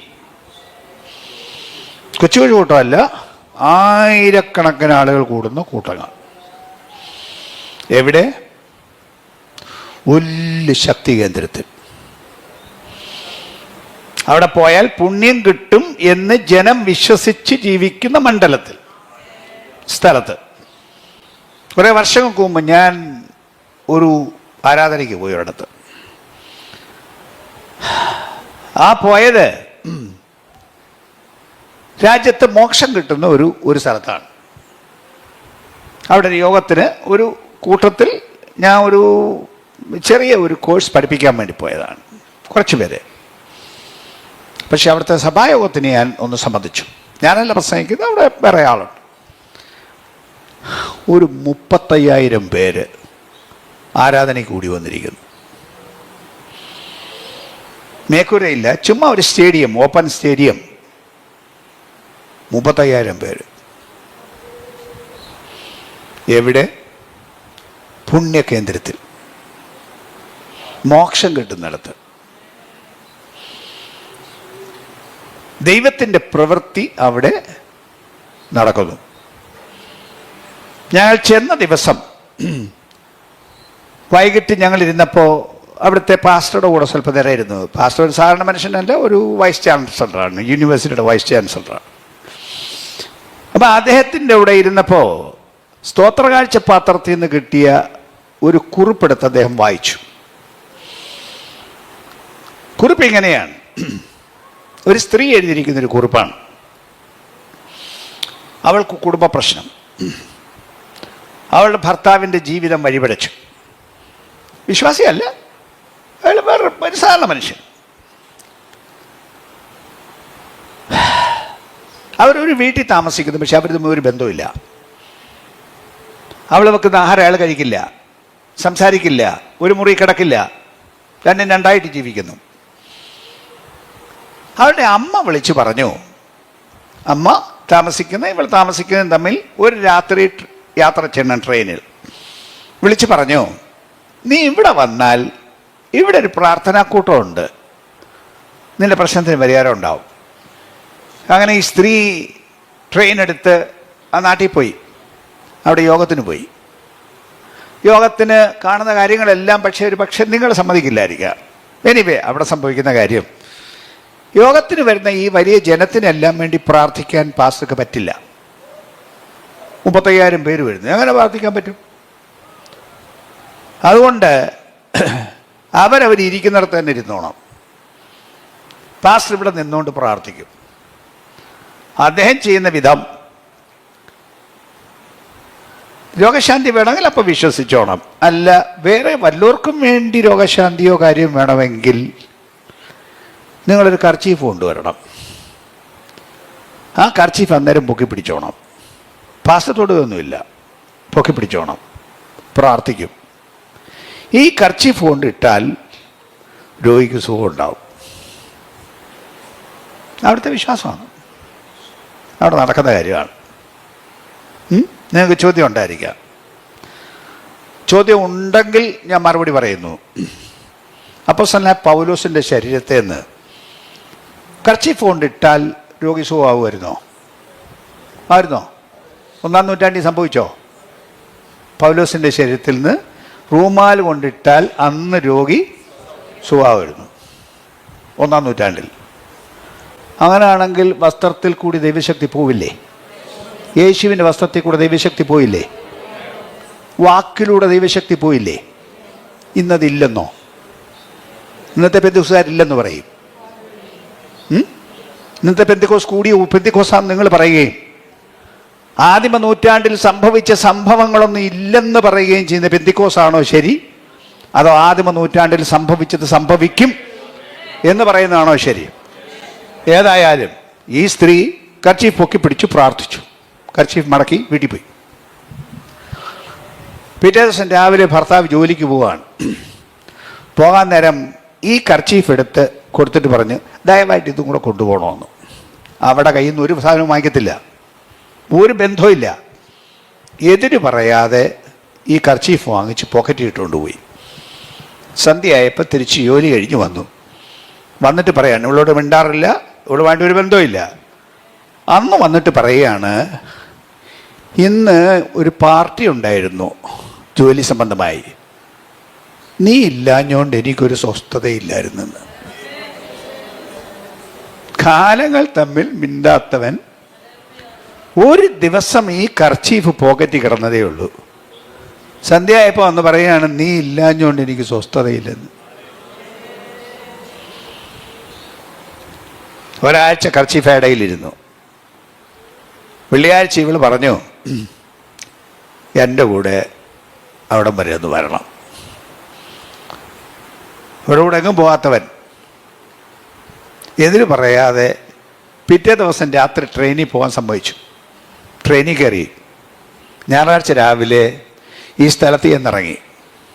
അവിടെ സാക്ഷ്യമാണ് കേട്ടോ, ഞാൻ കഥ പറയില്ല, അവൾ എഴുതി വെച്ച സാക്ഷ്യം പറയാൻ. അവിടെ ചെന്നിറങ്ങി യോഗത്തിന് കയറിയിരുന്നു. യോഗം തുടങ്ങി. സ്വല്പം കഴിഞ്ഞപ്പോൾ ഇവൾ ഈ പുരുഷൻ ഭാര്യയുടെ നേരെ തിരിഞ്ഞിട്ട് പറയുകയാണ്, ക്ഷമിക്കണം, എനിക്ക് തെറ്റുപറ്റി. മേലാൽ നീ അല്ലാതെ എനിക്ക് വേറെ ഒരു കർച്ചീഫിലൂടി ദൈവത്തിൻ്റെ ശക്തിയുടെ വ്യാപാരം ഒരു കുടുംബത്തിലുണ്ടായി, ഉദ്ധാരണമുണ്ടായി. ഇതവിടുത്തെ സാധാരണ കാര്യം. വ്യാപകമായി ദൈവശക്തി വരികയും ജനം ദൈവത്താൽ വിടുവിക്കപ്പെടുകയും ചെയ്യും. ആത്മാവിലുള്ള പ്രാർത്ഥനയ്ക്ക് ശക്തി ഉണ്ടോ എന്ന് പരിശോധിച്ച് നോക്കണം. ആമേൻ. കേരളത്തിൽ നടന്നൊരു കാര്യം, എന്നോട് നേരിട്ട് പറഞ്ഞ കാര്യം ഞാൻ പറയാം. ഞാനൊരു ദിവസം നിലമ്പൂരൊരു യോഗ നടത്താൻ പോയി. അവിടെ വന്നപ്പോൾ ഒരു പാസ്റ്റർ എന്നെ കണ്ടു, നിലമ്പൂരുകാരൻ്റെ പാസ്റ്റർ വന്ന് എന്നോട് സംസാരിച്ചു. ഞാൻ ഒരു സെമിനാർ നടത്താൻ പോയി. എൻ്റെ സെമിനാറിന് അദ്ദേഹം സംബന്ധിക്കാൻ വന്നതാണ്. വന്നിട്ട് എന്നോട് പറഞ്ഞു, അദ്ദേഹത്തിൻ്റെ അനുഭവം പറഞ്ഞു. നിലമ്പൂർ ഒരു പാസ്റ്ററായിട്ട് അദ്ദേഹം പ്രവർത്തിക്കുക. ഒരു ദിവസം ദൈവാത്മാവ് തന്നോട് പറഞ്ഞു, തിരുവനന്തപുരം പട്ടണത്തിൽ റൗഡികളുടെ ഒരു സ്ഥലമുണ്ട്, അവിടെ പോയി ഒരു സഭ തുടങ്ങണം. ചെങ്കൽച്ചൂള എന്ന സ്ഥലത്തിൻ്റെ പേര് ആരെങ്കിലും കേട്ടിട്ടുണ്ടെങ്കിൽ, ചെങ്കൽച്ചൂള. അത് വാടക കൊലയാളികൾ, റൗഡികൾ താമസിക്കുന്ന സ്ഥലമാണ്. പട്ടണത്തിനകത്താണ്. അവരുടെ ഒരു കോളനിയാണ്. അവിടെ വേറെ ആരുമില്ല. അവിടെ പോയി സഭ തുടങ്ങാൻ അദ്ദേഹത്തോട് ദൈവം പറഞ്ഞു. അദ്ദേഹം സഭയുള്ള ആളാണ്. സഭ വിട്ടും വെച്ച് ഇത് അവിടെ പോയി ഒറ്റയ്ക്ക്, കുടുംബത്തെ കൊണ്ടുപോയില്ല, ഒറ്റയ്ക്ക് പോയി. എന്നിട്ട് ഒരു മുറി വാടകയ്ക്ക് എടുത്തു, അതിനകത്ത് തന്നെ. അങ്ങനെ കിട്ടി എന്തായാലും. അതേ ദിവസവും രാവിലെ പുറത്തോട്ടിറങ്ങിപ്പോവും. ചെങ്കൽച്ചൂട മുഴുവൻ നടക്കും. നടന്നിട്ട് ആത്മാവിൽ പ്രാർത്ഥിക്കും, ദൈവമേ ഈ ദേശത്തെ തരണം, ഇവിടുത്തെ ദുർഭൂത ശക്തികൾ ഇവിടുന്ന് ഇറങ്ങിപ്പോണം, ഈ ദേശത്തിന് സ്വാതന്ത്ര്യം വരണം. പരിശുദ്ധാത്മാവിൽ പ്രാർത്ഥിച്ചുകൊണ്ട് ദേശം ചുറ്റി നടക്കും. വേറൊന്നും ചെയ്യില്ല, അത്ര ചെയ്യുള്ളൂ. യോഗം നടത്തുകയില്ല, ഭവനം സന്ദർശിക്കുകയില്ല, ഒരു കാര്യവും ചെയ്യില്ല. ഇത്രയും മാത്രം ചെയ്യും. 3 മാസം കഴിഞ്ഞപ്പോൾ ഒരാൾ വാതിൽക്ക വന്ന് മുട്ടി. അദ്ദേഹം ചെന്ന് വാതിൽ തുറന്നു. ചെന്നപ്പോൾ പറഞ്ഞു, എന്താ വന്ന്? അത് എനിക്ക് വേണ്ടി ഒന്ന് പ്രാർത്ഥിക്കണം. അദ്ദേഹം പ്രാർത്ഥനക്കാരനാണെന്ന് ആരോടും പറഞ്ഞിട്ടില്ല, ബോർഡില്ല. പ്രാർത്ഥിക്കണം. എന്താ ആവശ്യം? എനിക്ക് സമാധാനമില്ല, എനിക്ക് വേണ്ടി ഇന്ന് പ്രാർത്ഥിക്കണം. അദ്ദേഹത്തിനൂടെ പ്രാർത്ഥിക്കാൻ തിരുവനന്തപുരത്ത് ധാരാളം വിശ്വാസികളുണ്ട്. പക്ഷെ അദ്ദേഹത്തിൻ്റെ ആളുകളാരും ഇല്ല. ഇയാളെയും കൊണ്ട് നേരെ നിലമ്പൂർ പോയി. അദ്ദേഹത്തിൻ്റെ സഭയിൽ അവിടെ ഇരുന്ന് പ്രാർത്ഥിച്ചു. പ്രാർത്ഥിച്ചപ്പോൾ ഈ രാജ്യത്തെ വലിയ ഭൂതങ്ങൾ ഓരോന്നോരോന്ന് പേര് പറഞ്ഞ് ഇറങ്ങി. സമാധാനം കിട്ടി. ഇയാൾ നേരെ തിരിച്ച് ചെങ്കൽച്ചൂള ചെന്നു. ചെങ്കൽച്ചൂള ചെന്നിട്ട് തൻ്റെ കൂട്ടു ആളുകളോട്, ഇദ്ദേഹവും കൊലപാതകനാണ്, താൻ തൻ്റെ ഭാര്യയെ കൊന്നവനുമാണ്, വാടക കൊലയാളിയാണ്, തൻ്റെ സഹപ്രവർത്തകരായ കൊലയാളികളോട് പറഞ്ഞു, എനിക്ക് സമാധാനം കിട്ടി, യേശു എനിക്ക് സമാധാനം തന്നു. ഇത് ചെങ്കൽച്ചൂളയ്ക്ക് വ്യത്യാസം വരുത്തി അവിടുത്തെ ഏകദേശം പകുതിയോളം ആളുകൾ പെന്തിക്കോസ്ത് സഭകളിൽ പോകാൻ തുടങ്ങി. നിങ്ങൾക്ക് പോയി പരിശോധിക്കാം. ഇത് പഴയ സെക്രട്ടേറിയറ്റ് തൊട്ട് പുറകിലുള്ള സ്ഥലമാണ് ഈ ചെങ്കൽച്ചൂള എന്ന് പറയുന്നത്. ഇന്ന് അവിടെ ചെന്നാൽ അനേകം വീടുകളും സഭാ ഹാളുകളാണ്. എന്താ കാര്യം? ആത്മാവിൽ പ്രാർത്ഥിച്ചാൽ, നിങ്ങൾ അറിയാൻ മേലാത്ത കേന്ദ്രങ്ങൾക്ക് വേണ്ടി പ്രാർത്ഥിക്കാൻ, ദുഷ്ടശക്തികളെ തകർക്കുന്ന വലിയ ശക്തി ഇതിനകത്തുണ്ട്.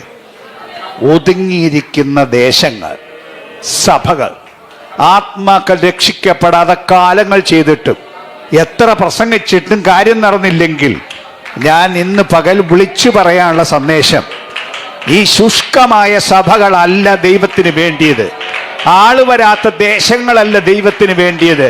സഭകൾ നിറയണം, ജനം കടന്നു വരണം. നിങ്ങളുടെ മിടുക്കുകൊണ്ട് പറ്റില്ല, നിങ്ങളുടെ വൈഭവം കൊണ്ട് പറ്റില്ല. പരിശുദ്ധാത്മാവിന് കഴിയാത്ത ഒരു കാര്യവുമില്ല. സഭകളുടെ വളർച്ച തീർന്നു എന്ന് ധരിക്കരുത്. ഇനിയും അതിന് വളരാനുണ്ട്. ദേശത്ത് ആത്മാക്കളുണ്ട്. പക്ഷേ ഉണർവെന്ന് പറഞ്ഞാൽ കേവലം കാണിക്കുന്ന ശബ്ദ കോലാഹലങ്ങളും ബഹളങ്ങളുമല്ല. ഇതുകൊണ്ട് ഇവിടെ കെട്ടടങ്ങാനല്ല, ദേശം വിടുവിക്കപ്പെടുന്ന ആത്മപ്രവൃത്തി ഉണ്ടാകുവാൻ എന്നെ കൂടെ ഉപയോഗിക്കണമേ എന്ന് പറഞ്ഞ് ആത്മമണ്ഡലത്തിൽ പോകാൻ ജനം തയ്യാറായാൽ ഇന്നും ദൈവപ്രവൃത്തി നടക്കും. ഇത് ഒരിടത്തെ സംഭവമല്ല. വേറെ ഞാൻ ചെന്നപ്പോൾ ഒരു മിഷൻ ഏജൻസിയിൽ വർക്ക് ചെയ്യുന്ന എൻ്റെ പ്രധാനപ്പെട്ട ലീഡർ എന്നോട് പറഞ്ഞത്, ഞങ്ങളൊരു സ്ഥലത്ത് പുതിയ വേല ആരംഭിക്കുകയാണോ, ആദ്യം ഞങ്ങൾ ചെയ്യുന്നത് ഇങ്ങനെ പോയി ദേശത്ത് പോയി ആത്മാവിൽ പ്രാർത്ഥിക്കും. 3 മാസം കഴിയുമ്പോൾ ഒരുത്തം വന്നിരിക്കും. വിടുതൽ വേണമെന്ന് പറഞ്ഞ ഒരുത്തൻ വന്നിരിക്കും. ദൈവം തൻ്റെ പ്രവൃത്തി അയക്കും. വിശ്വസിക്കാൻ കേരള സഭയ്ക്ക് മനസ്സുണ്ടോ? ഇവിടുത്തെ പെന്തിക്കോസ്തുകാർക്ക് മനസ്സുണ്ടോ? ഒരു കാര്യം ഞാൻ വിളിച്ചു പറയുന്നു, ഈ രാജ്യത്ത് ഉണർവ് വരുമെന്ന് ദൈവത്തിൻ്റെ ആത്മാവ് ഈ രാജ്യത്തെ അനേകം മനുഷ്യരോട് പറഞ്ഞു. നേരിട്ട് വന്ന് ദൈവത്തിൻ്റെ ആത്മാവ് പറഞ്ഞു. അത് കേട്ട കുറേ മനുഷ്യർ ഈ ഇന്ത്യ രാജ്യത്തുണ്ട്. എന്നോടും പറഞ്ഞു, നേരിട്ട് വന്ന് പറഞ്ഞു. എൻ്റെ ഈ കാത് കേട്ടതാണ്. ഞാൻ വിശ്വസിച്ചു. എന്നോട് പറഞ്ഞത് ഒത്തിരി കാര്യം പറഞ്ഞ ശേഷം അതിൻ്റെ വേദശാസ്ത്രങ്ങളെല്ലാം പറഞ്ഞു തന്ന ശേഷമാണ് ഈ ഉണർവ് വരുന്ന കാര്യം എന്നോട് പറഞ്ഞത്. സമയമെടുത്ത് വലിയ വിശദമായ ദൈവശാസ്ത്രം പറഞ്ഞു തന്നതിന് ശേഷമാണ്. ഞാനത് വിശ്വസിച്ചു.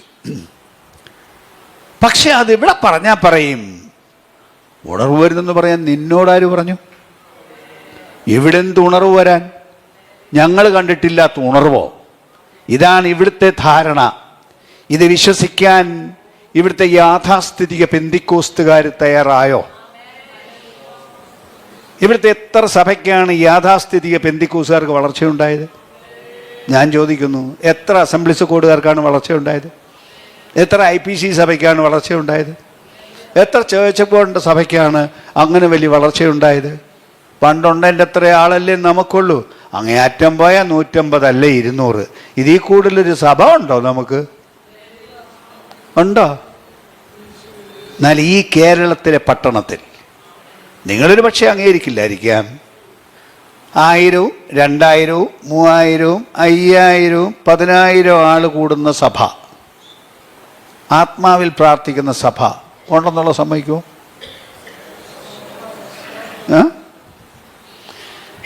ഈവൻ എനിക്കറിയാം, പെന്തിക്കോസ് സഭയുടെ പാസ്റ്റർമാരായിരുന്നവർ അത് വിട്ടിട്ട്, പെന്തിക്കോസ് വിട്ടിട്ടല്ല, സംഘടന വിട്ടിട്ട് ഒറ്റയ്ക്ക് പോയി സഭ നടത്തി. നിങ്ങൾ അന്വേഷിച്ചു, ഇവിടെ തിരുവല്ലയിൽ, ഇവിടെ കോട്ടയത്ത്, പലയിടത്തും അന്വേഷിച്ചു നോക്കൂ. തനി പെന്തിക്കോസ്ത് പാസ്റ്റർമാരായവര് ഇതിന് ചട്ടക്കൂട് വിട്ടിട്ട് പുറത്തുപോയി വലിയ സഭകൾ സ്ഥാപിച്ചവർ ഉണ്ടെന്നറിയാമോ? ചട്ടക്കൂട് വിട്ടുപോകാൻ ഞാൻ ആരോടും പറയുന്നതും ധരിക്കരുത്. അസംബ്ലീസ് കൂടെ വിട്ടുപോകുമെന്നല്ല ഞാൻ പറഞ്ഞതിൻ്റെ അർത്ഥം. ഇതിനകത്ത് നിന്നുകൊണ്ടും ആത്മശുശ്രൂഷ ചെയ്തുകൂടെ? ദൈവത്തിൻ്റെ ആത്മാവിനെ വിശ്വസിച്ചുകൂടെ? വിമർശിക്കുന്നവരുണ്ടാവാം, കൈത്താങ്ങൽ തരാൻ പലപ്പോഴും ആളില്ല എന്ന് വന്നേക്കാം. എന്നാൽ ദൈവത്തിൻ്റെ കൈത്താങ്ങലിനേക്കാൾ കൂടുതൽ കൈത്താങ്ങൽ എന്താണ് വേണ്ടത്? ആത്മാവിൽ ആഗ്രഹിച്ച് സ്വയ തൃപ്തി വെടിഞ്ഞ് ന്യായങ്ങൾ പറയുന്നത് നിർത്തി, ഞാൻ സമ്പന്നൻ, ധനവാൻ, എനിക്കിത്രേ ഉള്ളൂ, ഇത്രയൊക്കെ പറ്റുള്ളൂ, ഇത് മതി എന്ന് പറയുന്നതിന് പകരം ഇതല്ല ദൈവം വെച്ചിരിക്കുന്നത്. ദൈവത്തിന് വലിയ മണ്ഡലങ്ങളുണ്ട്, വലിയ കാര്യങ്ങളുണ്ട്. ദാഹിക്കുന്നവൻ വരട്ടെ, ഇച്ഛിക്കുന്നവൻ ജീവജലം സൗജന്യമായി വാങ്ങട്ടെ എന്ന് വിളിച്ചു പറഞ്ഞ ദൈവം തൻ്റെ വചനത്താൽ സന്ദർശിക്കുമെന്ന് വിശ്വസിക്കാൻ, അത് അംഗീകരിക്കാൻ, അതിന് പോകാൻ, അതിന് പ്രാർത്ഥിക്കാൻ, അതിന് സമർപ്പിക്കാൻ, അതിന് ത്യാഗം ചെയ്യാൻ തയ്യാറുള്ളവരുണ്ടോ എന്നാണ് ദൈവത്തിൻ്റെ ചോദ്യം. ആമേൻ. പാസ്റ്റർമാരോടും കൂടെ ചേർത്ത് ഞാൻ സംസാരിക്കുന്നു. ആളുള്ള സഭ തേടിപ്പോകുന്നതിന് പകരം വല്ലവരും നേടി ആത്മാക്കളുള്ള തേടിപ്പോകുന്നതിന് പകരം എന്നെ ദൈവം ഉപയോഗിക്കും. എൻ്റെ മേൽ ദൈവശക്തി ഇറങ്ങി വരും.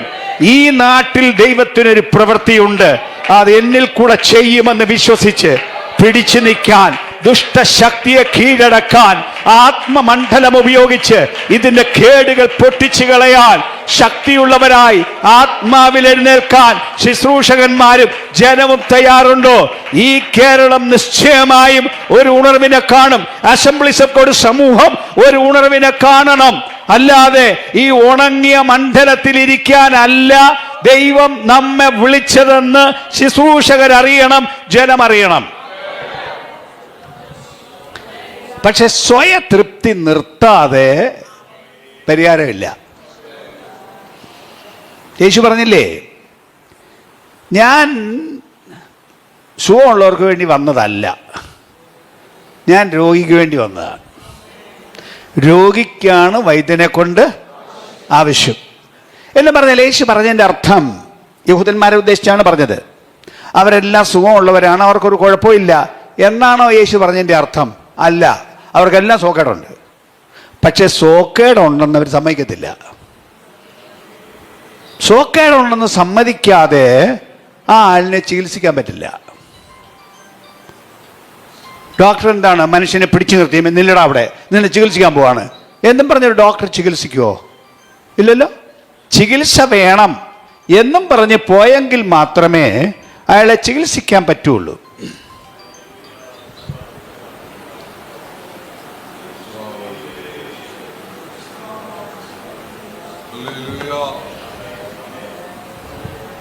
ചില രാജ്യത്താണെങ്കിൽ രോഗിയുടെ അനുവാദമില്ലാതെ ഒരു ചികിത്സയും ചെയ്യല. ഇവിടെ ആണെങ്കിൽ അങ്ങോട്ട് ചെന്നാൽ ഉടനെ ഒരു ഇഞ്ചക്ഷൻ, മരുന്ന്, എന്താണെന്നും പറയത്തില്ല, എന്തിനാന്ന് പറയത്തില്ല, ഡോക്ടറുടെ പേര് പറയുകയില്ല, നേഴ്സിൻ്റെ പേര് പറയുകയില്ല, അങ്ങ് കുത്തുകയാണ്. എന്നാൽ ബാക്കി പല രാജ്യങ്ങളിലും അങ്ങനൊന്നും പറ്റില്ല. ആദ്യം ഡോക്ടറുടെ പേര് പറയണം, എന്താണ് സോക്കേടെന്ന് പറയണം, എന്ത് മരുന്നാണെന്ന് പറയണം, ഈ മരുന്ന് എന്തിനാണ് തരുന്നതെന്ന് പറയണം. ഇതെല്ലാം പറഞ്ഞ് രോഗി സമ്മതിച്ചെങ്കിൽ മാത്രമേ കുത്തിവെക്കാൻ പറ്റുള്ളൂ, മരുന്ന് കൊടുക്കാൻ പറ്റുള്ളൂ. ദൈവം നല്ല ഡീസൻ്റാണ്. ദൈവം ആരെയും പിടിച്ചു നിർത്തി കോങ്ങായ്ക്ക് പിടിച്ചു വെച്ച് നിലടാ അവിടെ, നിലടി അവിടെ, നിന്നെ ഇപ്പം ഞാൻ ശരിയാക്കാൻ പോവാണ് എന്നും പറഞ്ഞ് ചെയ്യുന്ന ദൈവം അല്ല. അങ്ങോട്ട് എന്നെ കൂടെ സഹായിക്കണം എന്ന് പറയുന്നവർക്ക് വേണ്ടി പ്രവർത്തിക്കുന്ന ദൈവമാണ്. അതുകൊണ്ട് ഒന്നുകൂടെ എനിക്ക് വിളിച്ചു പറയാനുള്ള നിയോഗം, സ്വയതൃപ്തി അപകടമാണ്. ആത്മജീവിതത്തിൻ്റെ ഏറ്റവും വലിയ ശത്രുവാണ്. നിങ്ങൾക്കൊന്നും വേണ്ടെങ്കിൽ ദൈവം തരാൻ തയ്യാറല്ല. ആരാധനയ്ക്ക് രാവിലെ ഓടി വരുന്നത്, ഇന്നെനിക്ക് മഹാരാജാവായ ദൈവത്തെ കാണണം, എനിക്കൊന്ന് തൊഴണം, എനിക്കൊന്ന് നമസ്കരിക്കണം, എന്നെ ദൈവം ഒന്ന് തൊടണം, ഒരു കൃപ ഇന്ന് എനിക്ക് വേണം എന്നും പറഞ്ഞ് ആവേശത്തോടെ വന്നാൽ അവർക്ക് വല്ലതും കിട്ടും.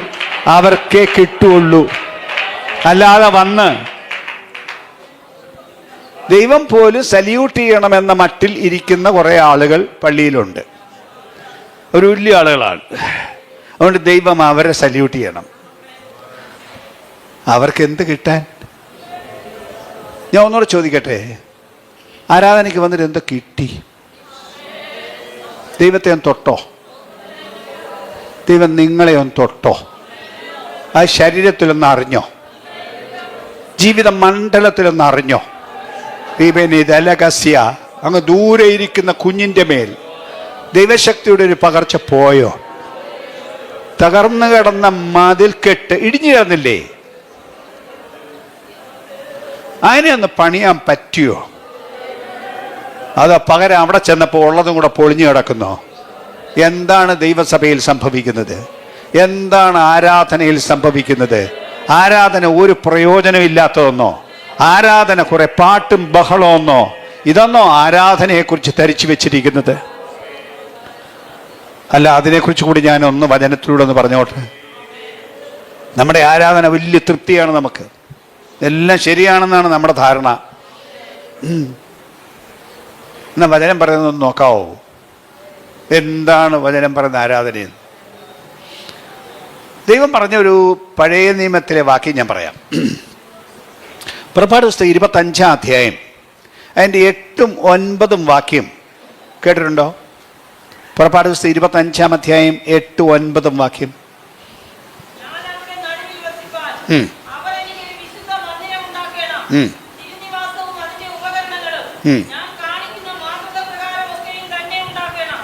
ഓൾറൈറ്റ്. കേട്ടോ വാക്യം? ഒന്നുകൂടെ ശ്രദ്ധിക്കാവോ? ഒന്നുകൂടെ വായിച്ചേക്കാവോ? ദൈവം പറയാണ്, ഞാൻ അവരുടെ നടുവിൽ വസിക്കാൻ അവർ എനിക്കൊരു വിശുദ്ധ മന്ദിരം ഉണ്ടാക്കണം. പിന്നെ എന്ന് പറഞ്ഞാൽ ദൈവത്തിന് താമസിക്കാനുള്ള ആ സ്ഥലവും അതിനകത്ത് ഉപകരണങ്ങളും ഞാൻ കാണിക്കുന്ന മാതൃക പ്രകാരം ഒക്കെയും തന്നെ ഉണ്ടാക്കണം ദൈവത്തിന് താമസിക്കാൻ. അങ്ങനെ സ്ഥലം ഉണ്ടാക്കി കൊടുത്താൽ ദൈവം താമസിക്കും എന്നാണ് ദൈവം പറഞ്ഞത്. ദൈവം താമസിക്കാൻ അവിടെ ഇറങ്ങി വന്നു. പുറപ്പാട് പുസ്തകം 40-ാം അധ്യായത്തിൽ ദൈവം അവിടെ ഇറങ്ങി വന്നു. 34-35 വാക്യം. ദൈവം അവിടെ വന്നു. വന്നത് എങ്ങനെയാണെന്നറിയാമോ? എല്ലാം ദൈവം പറഞ്ഞതുപോലെ തന്നെ ചെയ്തപ്പോൾ ദൈവം താമസിക്കാൻ ഇറങ്ങി വന്നു. ഇനി ആ വാക്യം ഒന്നും ശ്രദ്ധിക്കണം. വെയിറ്റ്. അപ്പൊ ദൈവം എന്താ പറഞ്ഞത്? എനിക്ക് താമസിക്കാൻ ഇടം വേണം, അത് ഞാൻ കാണിക്കുന്ന മാതൃക പ്രകാരം തന്നെ ഉണ്ടാക്കണം, ഒരു മാറ്റവും വരുത്താൻ പാടില്ല. അതിന് മോഡൽ കാണിച്ചു കൊടുത്തു. ആ മോഡൽ പോലെ ഉണ്ടാക്കണം. ഒന്നുകൂടെ പറയുന്നു, ഒരു മാറ്റവും പാടില്ല. നീളം എത്ര വേണം, വീതി എത്ര വേണം, എവിടെ പണിയണം, അതിൻ്റെ ഉയരം എത്രയാണ്, അതിൻ്റെ ഭിത്തി എന്താണ്, അതിൻ്റെ ഫൗണ്ടേഷൻ എന്താണ്, അതിൻ്റെ റൂഫ് എന്താണ്, എല്ലാം ദൈവം പറഞ്ഞു. ഓരോ ഉപകരണങ്ങൾ എവിടെ വെക്കണമെന്നും ദൈവം പറഞ്ഞു. അതിൻ്റെ സ്ഥാനം പോലും ഒന്ന് മാറ്റാൻ അതിൻ്റെ ഏറ്റവും കൂടിയ ആൾ മഹാപുരോഹിതനാണ്. അദ്ദേഹത്തിന് പോലും അനുവാദം ഇല്ല, ഒരാൾക്കും അനുവാദമില്ല. അതുപോലെ ഉണ്ടാക്കണം. അങ്ങനെ ഉണ്ടാക്കി കൊടുത്തപ്പോൾ മുമ്പ് വായിച്ച വാക്യം വായിച്ചോളൂ. 34-35 വാക്യം.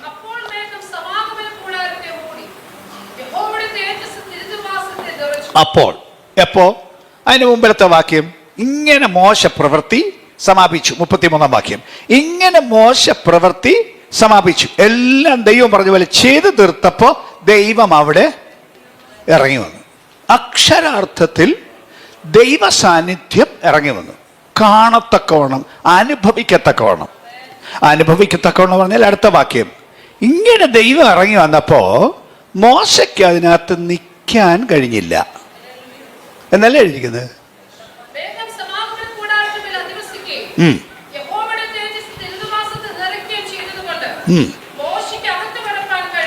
മോശയ്ക്ക് അകത്ത് കയറാൻ മേല ദൈവം വന്നപ്പോ. ഒന്നും ശ്രദ്ധിക്കണം.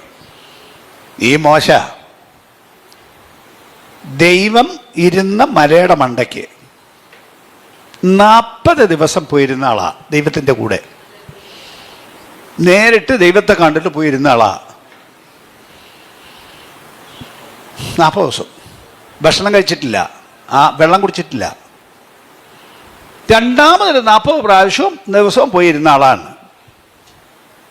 ആ മോശയ്ക്ക് ദൈവം തൻ്റെ മന്ദിരത്തിൽ ഇറങ്ങിയപ്പോൾ അതിനകത്ത് കയറാൻ മേല. അത്ര ഭയങ്കര ദൈവസാന്നിധ്യം, ശരീരം അറിയുന്ന ദൈവസാന്നിധ്യം, ശരീരത്തിന് താങ്ങാൻ മേലാത്ത ദൈവസാന്നിധ്യം ആണ് ദൈവസാന്നിധ്യം.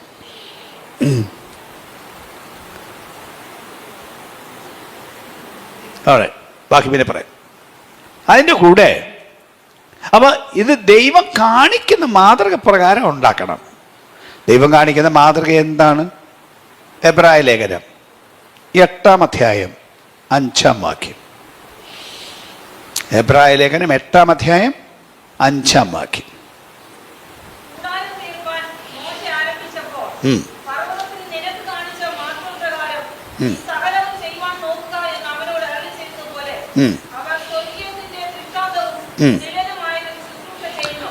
സ്വർഗീയത്തിന്റെ ദൃഷ്ടാന്തവും നിഴലുമായതിൽ ശുശ്രൂഷ എന്ന് പറഞ്ഞാൽ മോശ ഉണ്ടാക്കിയത് സ്വർഗത്തിലുള്ളതിൻ്റെ പതിപ്പാണ്, തനി പതിപ്പാണ്. സ്വർഗത്തിൽ എങ്ങനെയുണ്ടോ അങ്ങനെ തന്നെ ഭൂമിയിൽ ഉണ്ടാക്കി കൊടുക്കണമെന്ന് പറഞ്ഞു. ദൈവം കൊച്ചു ദൈവമല്ല, ദൈവം വലിയ ആളാ. സ്വർഗമാണ് ദൈവത്തിൻ്റെ സ്ഥലം. ദൈവം പാവപ്പെട്ടവനല്ല. ആരെങ്കിലും അവനവൻ്റെ സൗകര്യത്തിന് ഉണ്ടാക്കി കൊടുക്കുന്നതിനകത്ത് വന്ന് താമസിക്കത്തക്കോണമുള്ള കൊച്ചു ദൈവമല്ല ഈ ദൈവം. ദൈവം വലിയ ആളാണ്. അവിടത്തേക്ക് മഹത്വത്തിന് ചേരുന്ന പോലെ ഉണ്ടാക്കി കൊടുക്കണം. സ്വർഗത്തിൻ്റെ മോഡലിൽ ഉണ്ടാക്കി കൊടുക്കണം. എന്നാൽ ദൈവം വരും, അല്ലെങ്കിൽ ദൈവം വരില്ല. സ്തോത്രം. ദൈവം വന്നു എന്നുള്ളത് പ്രകടമാവും. പ്രകടമാവണം, സംഭവിക്കണം എന്ന് പറഞ്ഞിട്ട് അങ്ങ് തെളിച്ചു പറയാം. പഴയ നിയമത്തിൽ ദൈവം വന്നു, ദൃശ്യമായി കാണാമായിരുന്നു, അനുഭവിക്കാമായിരുന്നു. മാത്രമല്ല ദൈവം ഇരിക്കുന്ന മുറി എന്നും പറഞ്ഞൊരു മുറി ഉണ്ടായിരുന്നല്ലോ. അങ്ങനല്ല, അതെൻ്റെ ഭാഷയാണ്, എല്ലാവർക്കും മനസ്സിലാക്കാൻ വേണ്ടി അങ്ങനെ പറയുന്നതാണ്. അതിപരിശുദ്ധ സ്ഥലം എന്ന് പറയുന്ന സ്ഥലം ദൈവം ഇരിക്കുന്ന മുറിയാണ്. ആ മുറിയിൽ ആരും കയറിക്കൂടാ. പക്ഷെ ദൈവം ഇരിക്കുന്ന സിംഹാസനത്തിൻ്റെ പ്രത്യേകത അറിയാമോ? ദൈവം ഇരിക്കുന്ന സിംഹാസനം എന്ന് പറയുന്നത് നിയമപ്പെട്ടതാണ്, സിംഹാസനത്തിൻ്റെ രൂപമല്ല. അതിനകത്തൊരു 3 സാധനം ഇരിപ്പുണ്ട്, കാണില്ല, മൂടി വെച്ചിരിക്കുകയാണ്. കണ്ണാടിപ്പെട്ടി അല്ലത്, തടി കൊണ്ടുണ്ടാക്കി സ്വർണം പൊതിഞ്ഞതാണ്, മൂടിയും വെച്ചിരിക്കുകയാണ്. ആർക്കും അകത്ത് നോക്കാൻ പാടില്ല. പക്ഷെ ഒരു 3 സാധനം ഇരിപ്പുണ്ട്.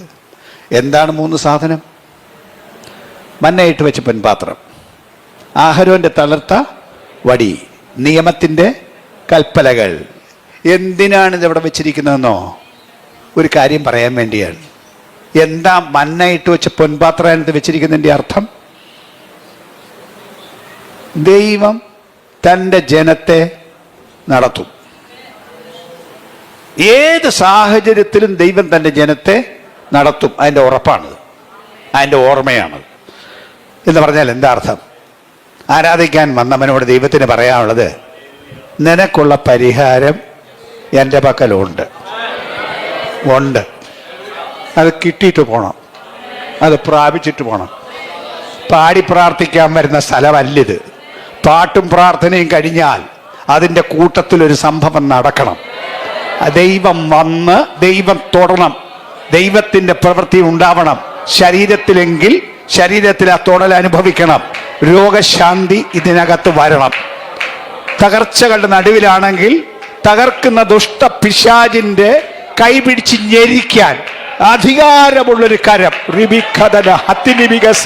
നിന്റെ പക്കൽ ബലത്തിന്റെ വ്യാപാരം ഇറങ്ങി വന്ന് പിശാചിനെ ഞെരിച്ച് അതിന് നിൽക്കാൻ മേലാത്ത മണ്ഡലമുണ്ടാക്കാൻ ആത്മശക്തി പ്രാപിക്കുന്ന സ്ഥലമായി അത് ഓടിപ്പോകുന്നൊരു മണ്ഡലം ദൈവസഭയിൽ ഉണ്ടാവണം. അല്ലാതെ ഇന്നത്തെ കാലം പോലെ ദണ്ഡിപ്പിക്കപ്പെട്ടവരായി, ആക്രമിക്കപ്പെട്ടവരായി, മുറിവേറ്റവരായി ശുശ്രൂഷകന്മാരും ജനവും കിടക്കേണ്ട മണ്ഡലമല്ല ദൈവത്തിന്റെ സഭ. അതല്ല പെന്തിക്കോസ്ത് സഭ. പിശാചിന്റെ പ്രവൃത്തികളെ അഴിക്കാനുള്ള സ്ഥലം, അതിന്റെ പ്രവൃത്തികൾക്ക് കേടുവരുത്തേണ്ട സ്ഥലം, അതിന് ആധിപത്യങ്ങളെ ഇല്ലായ്മ ചെയ്യേണ്ട സ്ഥലം. അത് വിശ്വസിക്കാൻ, അത് ഏറ്റെടുക്കാൻ, അതിന് ബലം കൈക്കൊള്ളാൻ ദൈവസഭയ്ക്ക് ആള് വേണം.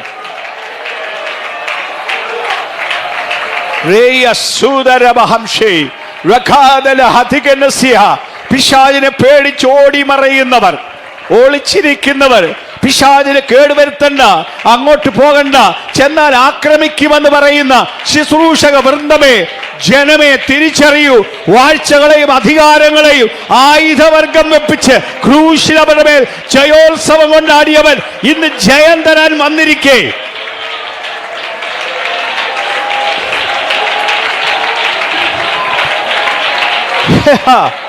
അത് ജയമെടുക്കാൻ തയ്യാറില്ലാതെ നീ ഓടി പറയുന്നുവോ?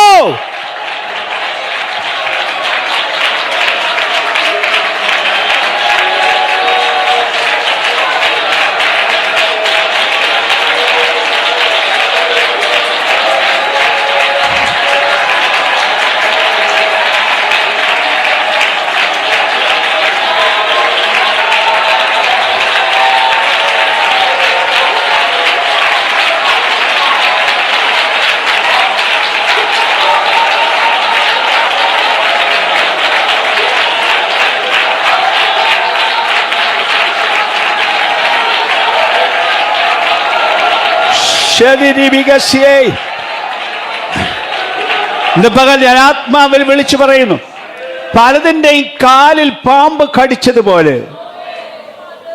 ദണ്ഡനം വരുത്തി വിഷം കുത്തിവെച്ച് നിന്റെ കുതിപ്പ് നിർത്തിയിരിക്കുന്നതും, നീ മേലാൽ ഒരു ചുവട് മുമ്പട്ട് വെക്കരുതെന്ന് പറഞ്ഞ് നിന്നെ അറസ്റ്റ് ചെയ്ത് നിർത്തിയിരിക്കുന്ന മണ്ഡലത്തിന്റെ മേൽ ജയമെടുക്കാൻ മനസ്സുള്ളവൻ ഇന്ന് പകൽ ജയമെടുക്കണം.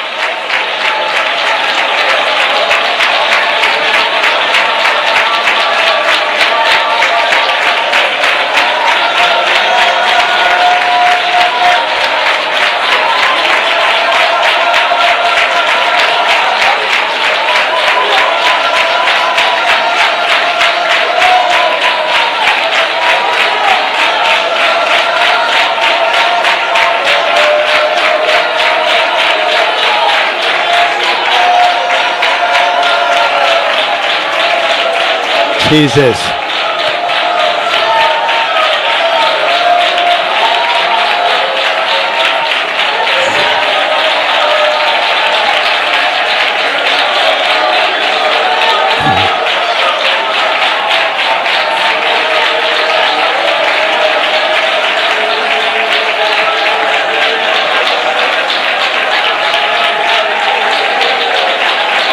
Jesus. Jesus.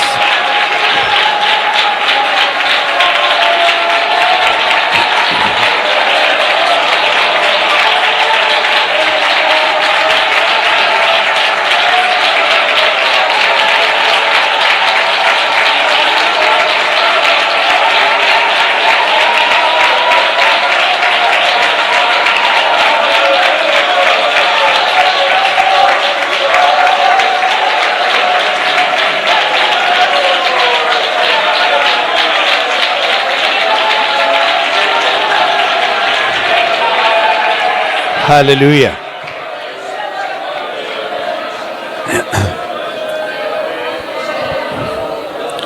അതുകൊണ്ട് സ്വയതൃപ്തി വിട്ടിട്ട് യാഥാർത്ഥ്യം തിരിച്ചറിയണം. എന്താണ് യാഥാർത്ഥ്യം? നീ സമ്പന്നനാണെന്ന് നിനക്ക് തോന്നുന്നു, ധനവാനാണെന്ന് നീ പറയുന്നു, പക്ഷേ എന്താണ് നിന്റെ അസൽ സ്ഥിതി? നീ നിർഭാഗ്യനും അരിഷ്ടനും ദരിദ്രനും കുരുടനും. ഇതാണ് ദൈവം കാണുന്ന സ്ഥിതി. നമ്മൾ കാണുന്ന സ്ഥിതി ഒന്നുമില്ല, എല്ലാം ശരിയാ. ആ വാക്കുകൾ ഓരോന്നും എടുത്ത് ഞാൻ വ്യാഖ്യാനിക്കാൻ നിൽക്കുന്നില്ല എന്ന് പറഞ്ഞാൽ അങ്ങ് അറ്റം ദാരിദ്ര്യം, വയറൊട്ടി, ആഹാരം കഴിച്ചിട്ട് കാലങ്ങളായി, തുണി ഉടുക്കാനില്ല, പണക്കാരാണ്, പട്ടുടുത്ത് നടക്കുന്നവരാണവർ, ഇഷ്ടം പോലെ ഭൗമിക ആഹാരം തിന്നുന്നവരാണവർ, ഒരു പഞ്ഞമുള്ളവരല്ല. സർക്കാരിന്റെ സബ്സിഡി തരാന്ന് പറഞ്ഞ് വേണ്ടാന്ന് പറഞ്ഞ ആളുകളാണ്. പക്ഷേ ദൈവത്തിന്റെ ദൃഷ്ടിയിൽ ആത്മാവിന്റെ ആഹാരം കഴിച്ചിട്ട് കാലങ്ങളായി. കണ്ണ് കാണില്ല, കുരുടൻ എന്നല്ലേ പറഞ്ഞിരിക്കുന്നത്. തൻ്റെ അവസ്ഥ കാണാൻ കണ്ണ് കാണില്ല, സ്വർഗീയ മണ്ഡലങ്ങൾ കാണാൻ കണ്ണ് കാണില്ല, പാതാളം ഒരുക്കുന്ന കെണികൾ കാണാൻ അവർക്കറിയില്ല, അവർക്ക് ആ ലോകവുമായി പരിചയമില്ല. സ്തോത്രം.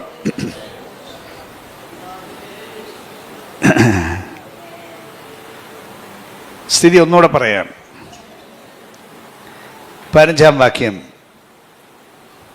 നീ ഉഷ്ണവാനുമല്ല ശീതവാനുമല്ല, ശീതോഷ്ണവാനാകിയാൽ. അവരുടെ സ്ഥിതിയാണ് പറഞ്ഞിരിക്കുന്നത്. അർത്ഥമൊന്ന് ഞാൻ നമ്മുടെ നാടൻ മലയാളത്തിൽ പറയാം. ഈ പട്ടണം ചൂടുറവയിൽ നിന്ന് വെള്ളം കൊണ്ടുവരുന്നിരുന്ന ഒരു സ്ഥലമാണ്. ദൂരെ ഒരു സ്ഥലത്തുനിന്ന് ചൂടുറവ, അങ്ങനെ ഉണ്ടോ? കേട്ടിട്ടില്ലല്ലോ? ചൂടുറവ എന്ന് കേട്ടിട്ടുണ്ടോ? ഭൂമിയിൽ ചിലയിടത്തുനിന്ന് ചൂടുവെള്ളം ഉണ്ടാവും. അങ്ങനെ പല ദേശങ്ങളുണ്ട്, ഞാൻ കേട്ടിട്ടുണ്ട്. ഭയങ്കര ചൂടുവെള്ളം. അപ്പം ആ ചൂടുവെള്ളം ഇങ്ങനെ ഈ നമ്മുടെ ഈ അക്യുഡേറ്റ് എന്നൊക്കെ പറഞ്ഞത് തോടുണ്ടാക്കി കൊണ്ടുപോകുമല്ലോ.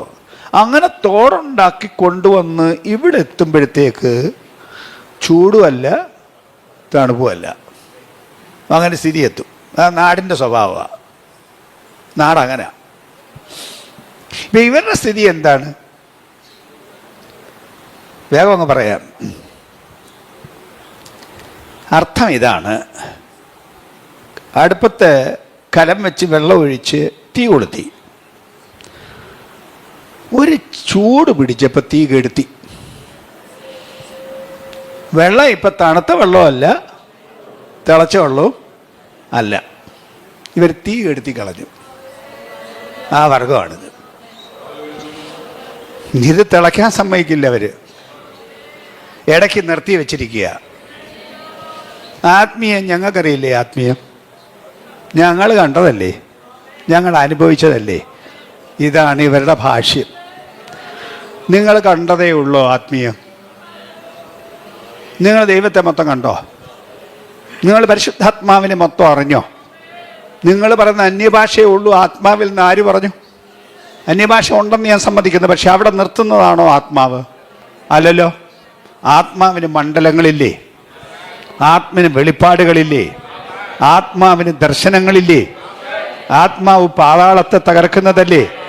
ആത്മാവ് പിശാചിന്റെ പ്രവൃത്തികളെ അഴിക്കുന്നതല്ലേ? ആത്മാവ് രോഗശാന്തി വരുത്തുന്നതല്ലേ? ആത്മാവ് ഭൂതങ്ങളെ അഴിച്ചുവിടുന്നതല്ലേ? അതിൻ്റെ പ്രവൃത്തികളെ തകർക്കുന്നതല്ലേ?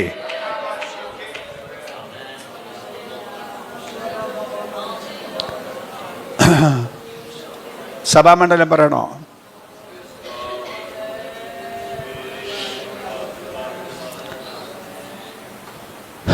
നമ്മുടെ പള്ളിയിൽ കുട്ടികൾ പലരും ഭൂതബാധിതരുണ്ടെന്നറിയോ? ഞങ്ങൾ നടത്തിയ യോഗങ്ങളിൽ നമ്മുടെ പല കുട്ടികൾക്കും ഭൂതോളായി. നമ്മുടെ വീട്ടിലെ കുട്ടികൾക്ക് അലറി വിളിക്കുന്നു. ഭൂതത്തിൻ്റെ അലർച്ച കേൾക്കണം. എന്തൊരു ഭയങ്കര അലർച്ച! എവിടുന്ന് കയറി? ശുദ്ധി വിട്ടപ്പോൾ കയറി, മോഹം കയറിയപ്പോൾ കയറി, പ്രേമം കയറിയപ്പോൾ കയറി, അശുദ്ധിയിലെ കാല് വെച്ചപ്പോൾ ഭൂതം കൂടെ കയറി.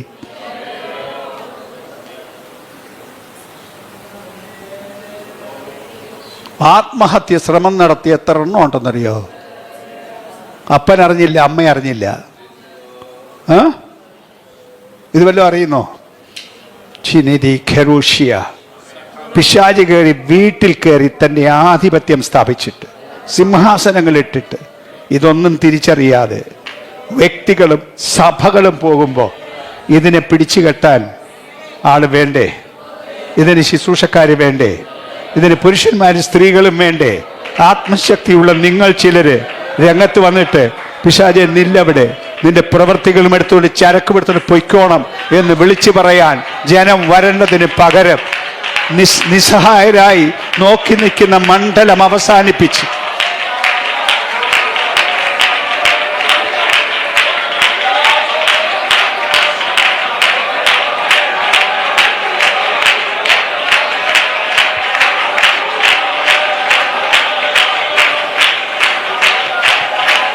സ്തോത്രം സ്തോത്രം സ്തോത്രം സ്തോത്രം സ്തോത്രം സ്തോത്രം.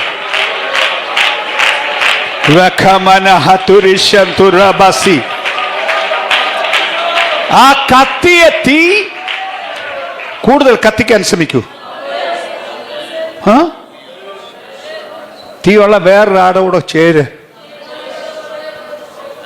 അങ്ങനല്ലേ? വിറക് കൂട്ടിയിടുമ്പോഴല്ലേ വലിയ തീ ഉണ്ടാകുന്നത്.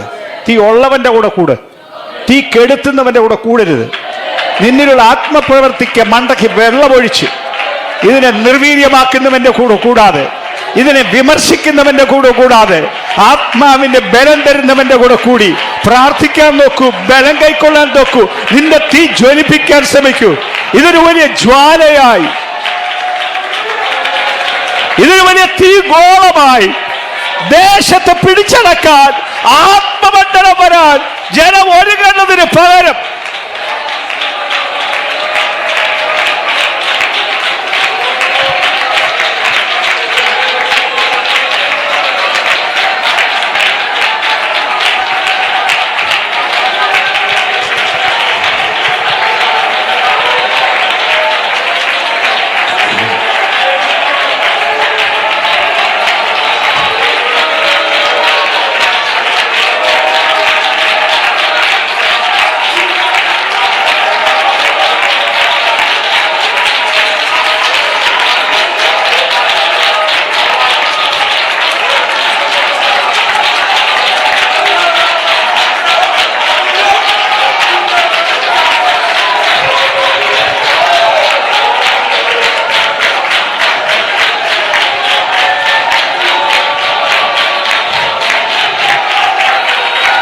ജീസസ്, ഞാൻ തെളിച്ച് വിളിച്ചു പറയുന്നു, വിമർശകരുടെ കൂടെ കൂടി, വിമർശകരുടെ വാക്ക് കേട്ട് അവരുടെ വീഡിയോയും കണ്ട് അവരുടെ എഴുത്തുകളും കണ്ട് രസിക്കാതെ, വിമർശനത്തിന് നിന്റെ തല വിട്ടുകൊടുക്കാതെ, ആത്മപ്രവൃത്തി എല്ലാം ഒന്നും മനസ്സിലാവില്ല. ആത്മാവിന്റെ ആഴങ്ങൾ അറിയാവുന്നവൻ ആര്? മുഴുവൻ അറിഞ്ഞവർ വല്ലവരും ഉണ്ടോ? കണ്ടതിൻ്റെയും കേട്ടതിൻ്റെയും എല്ലാം പുറകെ പോകരുത്. അത് ഞാൻ സമ്മതിച്ചു. അവിടെ ഇവിടെ കാണുന്നതിൻ്റെയും കേൾക്കുന്നതിൻ്റെയും പുറകെ പോകരുത്. പക്ഷെ ആത്മാവിന് തുറന്ന മനസ്സ് വേണം. ദൈവത്തിന്റെ പരിശുദ്ധാത്മാവിന് പ്രവർത്തിക്കാൻ സമ്മതിച്ചു കൊടുക്കണം. ആരെ ഇമിറ്റേറ്റ് ചെയ്യണ്ട. പക്ഷെ ദൈവത്തിന്റെ ആത്മാവിന് ചെയ്യാനുള്ളത് ചെയ്യാൻ തുറന്ന മനസ്സോടെ, തുറന്ന ഹൃദയത്തോട് ഒരുങ്ങിയിരുന്നാൽ അതിന്റെ പ്രവൃത്തി വേണം. ഒന്നുകൂടെ പറയുന്ന, തീ കെടുത്തുന്നവന്റെ ശബ്ദം കേട്ട് നിന്നിലുള്ള ജ്വാല ഇല്ലാതാക്കി കെടുത്തി നിർത്തിപ്പോകാതെ, ദൈവമേ തീ എന്നിൽ കത്തിക്കണമേ. കമാൻ, ജ്വലിപ്പിക്കാൻ പറ്റിയ വേറെ ചിലരെ കണ്ടെത്തിയാൽ അവരുടെ കൂടെ സമയം ചെലവഴിക്കാൻ തയ്യാറാകൂ. ആത്മാവിന് വ്യാപാരം കൈക്കൊണ്ട് ഒരു പുതിയ മണ്ഡലത്തിൽ പോകാൻ ആത്മാവിനാണ് ഞാൻ പറയുന്നു. ആത്മാവിന് പറയാനുള്ള ഒരു സന്ദേശം കൂടി ഞാൻ വിളിച്ചു പറയുന്നു. അവിടെ പറയുന്നു, നീ അസൽ സ്വത്ത് എന്താണെന്ന് മനസ്സിലാക്കണം. എന്നോട് ചിലത് വിലയ്ക്ക് വാങ്ങാൻ ഞാൻ നിന്നോട് പറയുന്നു. എന്ത് വേണം? തീയിൽ ഊതിക്കഴിച്ച പൊന്ന്, ശുദ്ധ പൊന്ന്. അതല്ലേ തീയിൽ ഊതിക്കഴിച്ചെന്ന് പറഞ്ഞാൽ? കേടുപോക്കിയ, കീടം നീക്കിയ പൊന്ന്.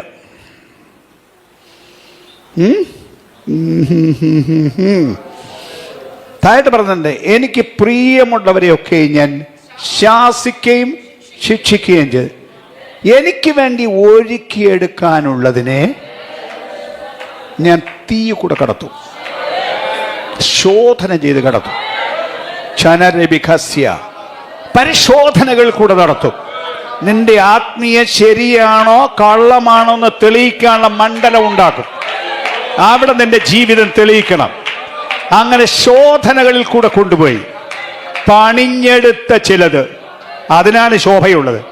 അവിടെ എവിടെ ചാടിക്കേറി വരുന്നവന്റെ മേൽ കൃപയുണ്ടാവില്ല. പരീക്ഷകളിൽ കൂടെ കൊണ്ടുപോയി, കഷ്ടങ്ങളിൽ കൂടെ കൊണ്ടുപോയി പാഠം പഠിപ്പിച്ച് ഒരുക്കിയെടുത്ത് ആത്മാവ് നിലനിർത്തുന്ന ചിലത്, ആ മണ്ഡലത്തിൽ പോയി സ്വത്ത് പ്രാപിക്കാൻ മനസ്സുണ്ടോ? അതോ ഭൂമിയിൽ കിട്ടുന്ന പണമാണോ വലുത്? അതാണ് പറഞ്ഞതിന്റെ അർത്ഥം. ആ സിൽക്കിന്റെ ആ കൂടിയ വസ്ത്രമല്ല അസൽ വസ്ത്രം. ഞാൻ തരുന്ന വസ്ത്രം, ഞാൻ തരുന്ന നീതിയുടെ അങ്കി. നീ ഭൂമിയിൽ ഉണ്ടാക്കിയ പണമല്ല, നിന്റെ സ്വത്തുക്കളല്ല, ഞാൻ തന്നിരിക്കുന്ന ആത്മിക അനുഭവങ്ങൾ. നിന്റെ മേൽ വ്യാപരിച്ച ആത്മാവിന്റെ വ്യാപാരം.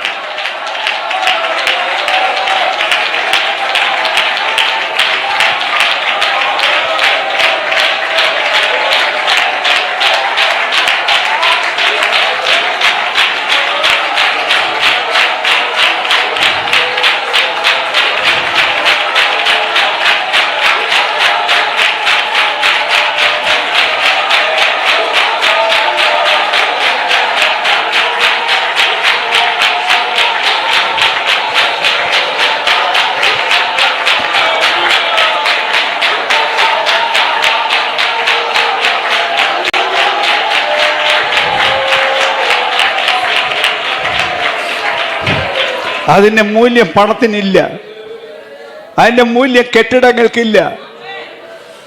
ആത്മശക്തിയുടെ വ്യാപാരം പോലെ വലിപ്പം വേറൊന്നിനുമില്ലെന്ന് അറിഞ്ഞോണം.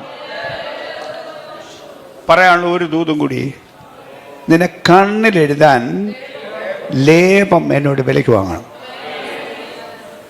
ദർശനം മങ്ങിപ്പോയിരിക്കുന്നു. ആത്മമണ്ഡലം കാണാൻ പറ്റാതെ കണ്ണ് മങ്ങിപ്പോയിരിക്കുന്നു.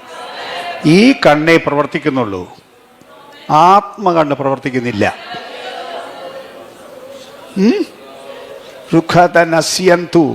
നേട്ടമെന്ന് പറയുന്നത് ഭൗമികമാണെന്ന് ഇന്നത്തെ ജനത്തെ, ശുശ്രൂഷക വൃന്ദത്തെയും പിശാച് ധരിപ്പിച്ചു വച്ചിരിക്കുന്നു. ജീവിക്കുന്നത് ഇവിടെ നേട്ടം ഉണ്ടാക്കാൻ, ഇവിടെ മെച്ചമായ ജീവിതം ഉണ്ടാകാൻ. ഇതിനല്ല ആത്മീക ജീവിതം. സ്വർഗമണ്ഡലത്തിന് വേണ്ടിയാണ് ആത്മജീവിതം. ദൈവത്തിന്റെ കൃപ പ്രാപിക്കാനാണ് ആത്മമണ്ഡലം. അത് വലുതാണെന്ന് കാണാൻ പറ്റാതെ കണ്ണുകൾ മുഴുവൻ ഈ ഭൂമിയിൽ കൊണ്ടുവച്ചിരിക്കുന്നിടത്ത് ആത്മാവ് പറയുന്നു, ഒരു ലേപം വാങ്ങിക്കണം, ആത്മാവിൻ്റെ ഒരു മരുന്ന് വാങ്ങിച്ചോണം.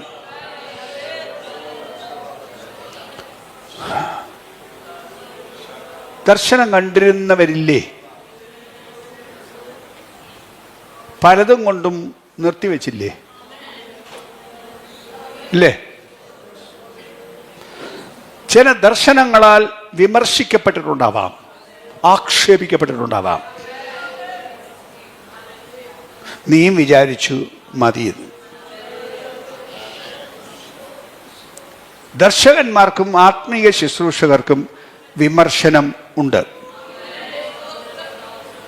ആക്ഷേപമുണ്ട്, ഉപദ്രവമുണ്ട്. ആത്മീയ ശുശ്രൂഷ എടുക്കാൻ തയ്യാറായോ? അതും കൂടെ കൈക്കൊള്ളാൻ തയ്യാറായിക്കോണം. ഈ കണ്ണിന് കേടുവരുത്തിയത് നിർത്തിയിട്ട് ആത്മാവിനെ ഞാൻ വിളിച്ചു പറയുന്നു, വരുന്ന മരുന്ന് വാങ്ങിച്ചോണം.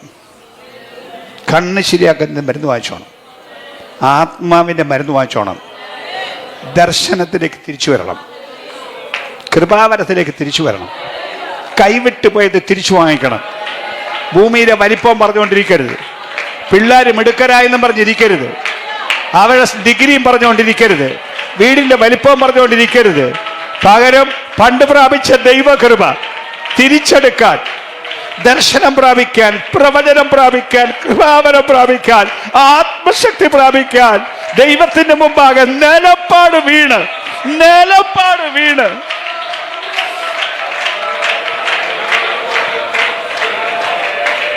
ഒരുങ്ങാൻ ഒരു സംഘം തയ്യാറാകട്ടെ.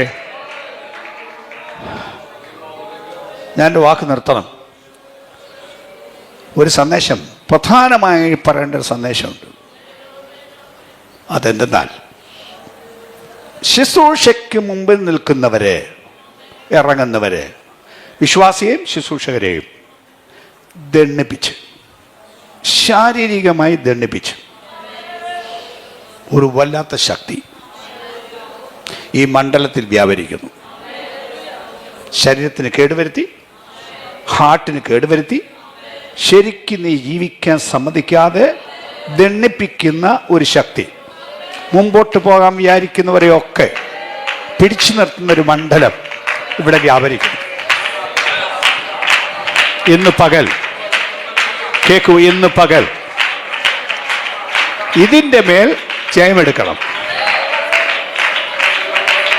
നിന്നെ ഒതുക്കാൻ, ശുശ്രൂഷയെ ഒതുക്കാൻ വന്നിരിക്കുന്ന ഈ ദണ്ഡനം ബലഹീനതയാണെന്ന് ധരിച്ച്, രോഗമാണെന്ന് ധരിച്ച് ഒതുങ്ങിയിരിക്കാതെ അതിൻ്റെ ആധിപത്യത്തെ ഇന്ന് പൊട്ടിച്ചു കളയണം. ഏത് ആത്മശുശ്രൂഷക്കാരൻ ഈ ബന്ധനത്തിലാണോ, ഞാൻ വ്യക്തമായി അറിയുന്ന കാര്യം വിളിച്ചു പറയുന്നു, എൻ്റെ ശരീരത്തിൽ അറിയുന്ന കാര്യം വിളിച്ചു പറയുന്നു, അതിൻ്റെ ആധിപത്യത്തെ ഇന്ന് പകൽ പൊട്ടിച്ചെടുക്കുകയാണ്. ഇന്ന് ഈ യോഗം കൊണ്ട് ദൈവാത്മാവിന് ചെയ്യാനുള്ള കാര്യം.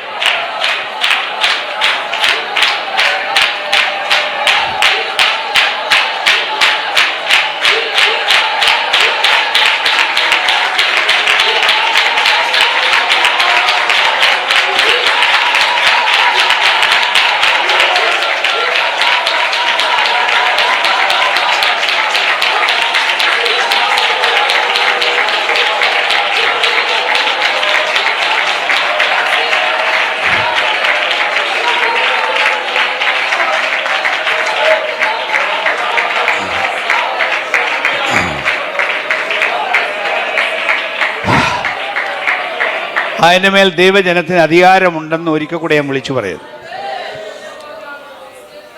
ദൈവജനം തങ്ങളുടെ ആത്മീയ അധികാരം തിരിച്ചറിയണം. നല്ലൊരു പങ്ക് ആളുകൾക്ക് അറിയില്ല. അവരെ അയക്കുന്ന പിശാചാണ് വലുതെന്നാണ്, നമ്മൾ വെറും മനുഷ്യരാണെന്നാണ്. അല്ല, നമ്മൾ വെറും മനുഷ്യരല്ല,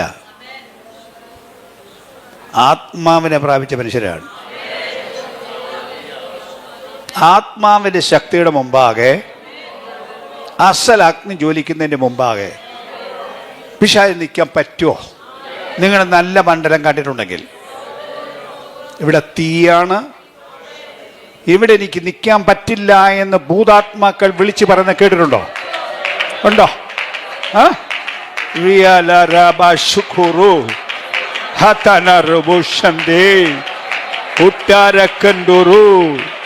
നിന്റെ മേൽ ആ തീ ജോലിക്കുന്നെങ്കിൽ, നിന്റെ കുടുംബത്തിൽ ആ തീ ജോലിക്കുന്നെങ്കിൽ, നിന്റെ സഭയിൽ ആ തീ ജോലിക്കുന്നെങ്കിൽ ദുഷ്ടപിശാച് വഴിമാറിപ്പോകും. അതിന്റെ ആധിപത്യങ്ങൾ അവസാനിക്കും. നിന്റെ മേൽ വെച്ച കയ്യ് ഇന്ന് പകൽ എടുത്ത് മാറ്റണം. അതിന്റെ ആധിപത്യം, അതിന്റെ ദണ്ഡനം ഇന്ന് പകൽ അഴിഞ്ഞു മാറണം.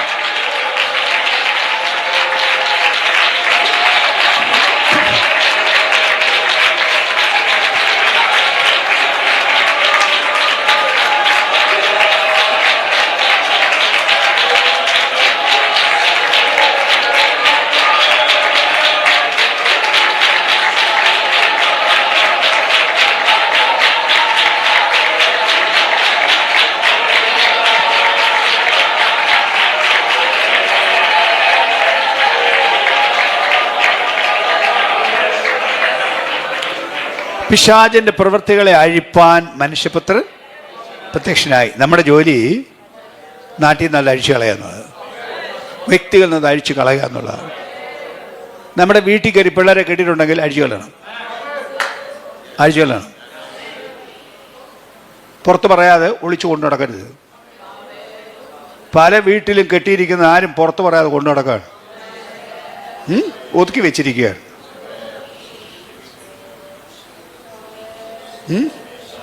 ചീനബരിയ ബുദ്ധിയെ കെട്ടിയിട്ടില്ലേ പിള്ളേരുടെ? പലരെ ജീവിതത്തെ കെട്ടിയിട്ടില്ലേ?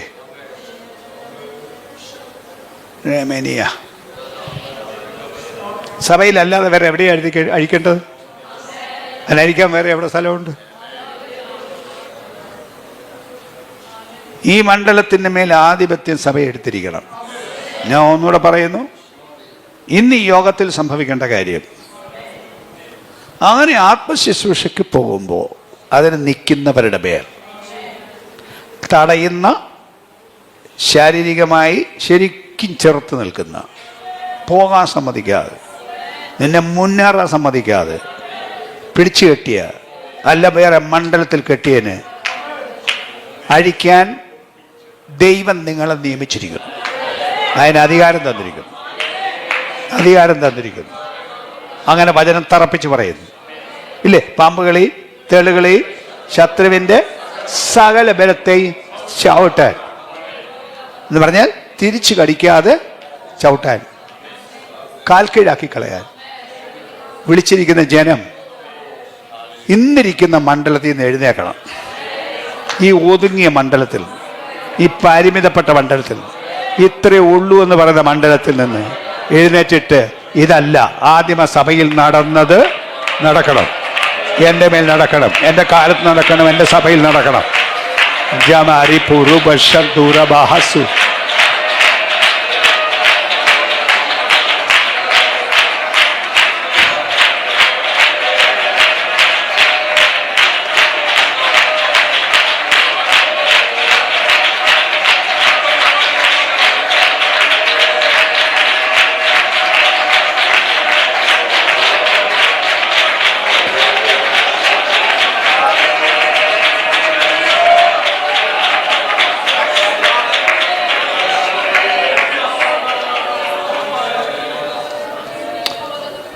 പറഞ്ഞ് അവസാനിപ്പിക്കാനല്ല, അത് സംഭവിക്കണമെന്ന് ഇവിടെ വെച്ച് സംഭവിക്കണം.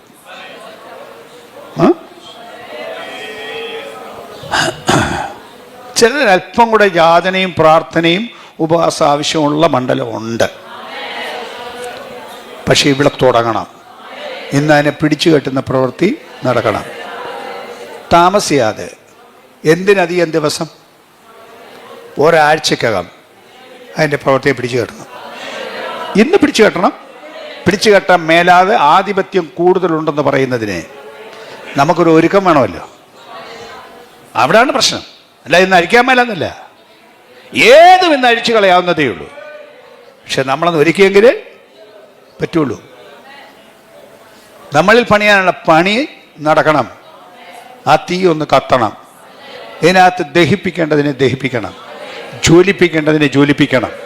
ജീസസ് ചിലരുടെ കൂടി ഇരിക്കണമെന്ന്, ആത്മശക്തി ഉള്ളവരുടെ കൂടെ ഒന്ന് ഇരുന്ന് ഒന്ന് ജ്വലിപ്പിച്ച് അതിൻ്റെ കെട്ടഴിച്ച്.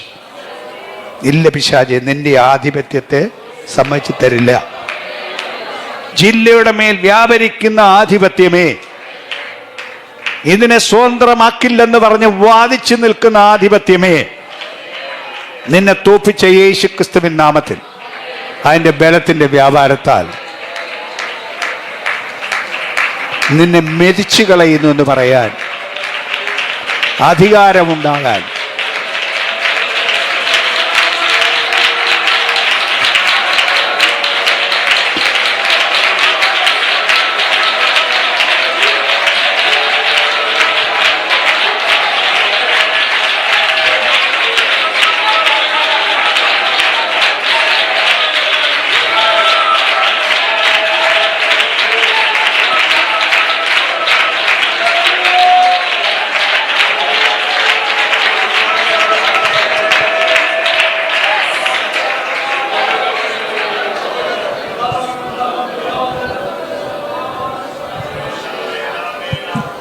ജീസസ്.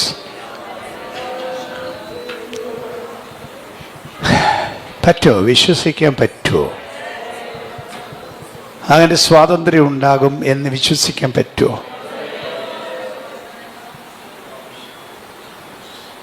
അങ്ങനെ ശക്തിക്ക് വേണ്ടി എന്നെ ദൈവം ഉപയോഗിക്കുമെന്ന് വിശ്വസിക്കാൻ പറ്റുമോ? നിങ്ങളെ, എന്നെ എന്ന് പറഞ്ഞാൽ എന്നെ എന്നുള്ള അർത്ഥത്തിലല്ല, നമ്മളെ ഓരോരുത്തരെയും ഉപയോഗിക്കും എന്ന് വിശ്വസിക്കാൻ പറ്റുമോ?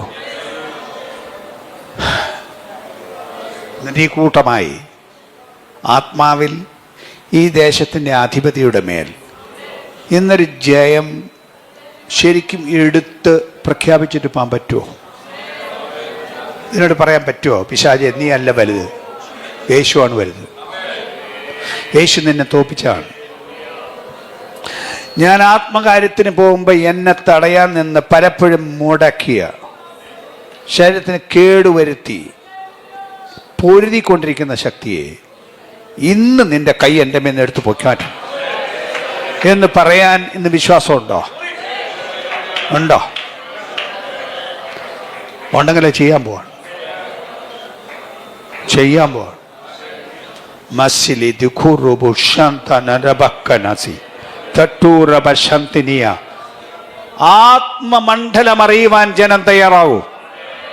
ഭൗമിക മണ്ഡലമല്ല വലുത്, ആത്മമണ്ഡലമാണ് വലുത്. അത് തിരിച്ചറിയാൻ ഇന്ന് പകൽ വചനം വിളിക്കുകയാണ്. സമ്പന്നൻ, ധനവാൻ, ഇവിടെ ഒതുങ്ങി എന്ന് പറയുന്നതിന് അപ്പുറം ദൈവത്തിൻ്റെ വലിയ മണ്ഡലമുണ്ട്. ദൈവം ദേശത്ത് ചെയ്യാൻ പോകുന്ന പ്രവൃത്തിയുണ്ട്. ആ പ്രവൃത്തിക്ക് വേണ്ടി ഞാനും തയ്യാർ. എൻ്റെ കണ്ണ് തുറന്നു കിട്ടണം, ദർശനത്തിലേക്ക് വരണം. ഞാൻ എടുത്തു പറയുന്നു, കണ്ണ് തുറക്കാൻ പ്രത്യേകമായി, എന്നുവെച്ചാൽ ദർശനത്തിലേക്ക് വരാൻ പ്രത്യേകമായി ഒരുങ്ങാൻ ആത്മാവ് പറയുന്നു. വെളിപ്പാടുകളിലേക്കും ആത്മദർശനങ്ങളിലേക്കും ശുശ്രൂഷ വൃന്ദത്തെ ദൈവത്തിന് കൊണ്ടുപോകണം. നിങ്ങൾ കാണുന്നത് പോലെയും അറിയുന്നത് പോലെയും അല്ല ദൈവത്തിന് പ്രവർത്തിക്കാനുള്ളത്. അവിടുന്ന് ഒരുക്കി വെച്ചിരിക്കുന്ന മണ്ഡലത്തിലാണ് ദൈവത്തിന് പ്രവർത്തിക്കാനുള്ളത്. അത് കാണാൻ, അത് വിശ്വസിക്കാൻ എന്ന് ആത്മാ വിളിച്ച് പറയുന്നു. അതിന് മരുന്ന് വാങ്ങിക്കാൻ റെഡി ആയിക്കോളൂ. അതാണ് പ്രത്യേക സന്ദേശം. അതിന് മരുന്ന് വാങ്ങാൻ തയ്യാറായിക്കോളൂ. അത് ദൈവത്തിൽ നിന്ന് വാങ്ങിക്കണം.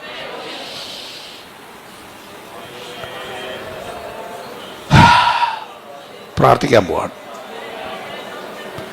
ജയം എടുത്ത് പ്രാർത്ഥിക്കാൻ പോവാണ്.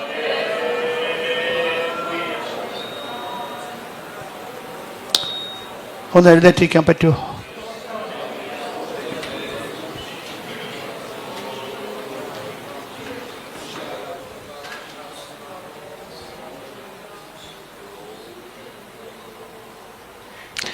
പറഞ്ഞ ദൂതൊന്നും ഞാൻ ആവർത്തിക്കുന്നില്ല.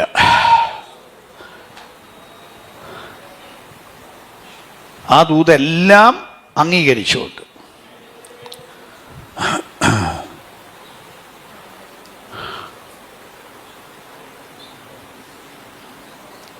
ഒതുക്കി വെച്ച ഈ അന്ധകാര ശക്തിയുടെ പ്രവൃത്തിയെ ഇന്ന് പൊട്ടിച്ച് എറിഞ്ഞു കളഞ്ഞിട്ട് പോവാൻ വിശ്വസിക്കുന്നവരുണ്ടെങ്കിൽ തയ്യാറായിക്കൊള്ളൂ. ഞാൻ ഒന്നുകൂടെ വിളിച്ചു പറയാം, ഞാൻ ആത്മാധികാരത്തിൽ വിശ്വസിക്കുന്ന ആളാണ്. പിശാചിൻ്റെ പ്രവർത്തികൾ അഴിക്കുന്നതിൽ വിശ്വസിക്കുന്ന ആളാണ്. അതിനുവേണ്ടി സഞ്ചരിക്കാൻ ദൈവം ഞങ്ങളെ നിയമിച്ചിട്ടുള്ളതാണ്. അതിനുവേണ്ടി ദേശം പോകാൻ ദൈവം ഞങ്ങളെ പറഞ്ഞു വിട്ടുള്ളതാണ്. ഇനി ഞാൻ ഒറ്റയ്ക്ക് വന്നിട്ടുള്ള എൻ്റെ സംഘം എൻ്റെ കൂടെ ഇല്ല. എങ്കിലും നിങ്ങളും എൻ്റെ സഹോദരങ്ങളാണല്ലോ. നിങ്ങൾക്കും ആത്മാവിൽ എൻ്റെ കൂടെ ചേരാം. ഇന്ന് പകൽ അങ്ങനെ ജയമുണ്ടാകും എന്ന് വിശ്വസിക്കാൻ പറ്റുമോ? ഞാൻ ചോദിക്കുന്നു. ഞാൻ ഈ പറഞ്ഞ അനുഭവത്തിൽ ഈ ആത്മകാര്യങ്ങൾക്ക് എതിരായിട്ട് നിന്ന് ശരീരത്തിന് സ്വാതന്ത്ര്യം തരാതെ മണ്ഡലത്തെ സ്വതന്ത്രമാക്കാൻ സമ്മതിക്കാതെ ഒതുക്കി വെച്ചിരിക്കുന്ന തടയുന്ന ശക്തി അനുഭവിക്കുന്നവർ നിങ്ങൾ എത്ര പേര് ഇതിനകത്തുണ്ട്?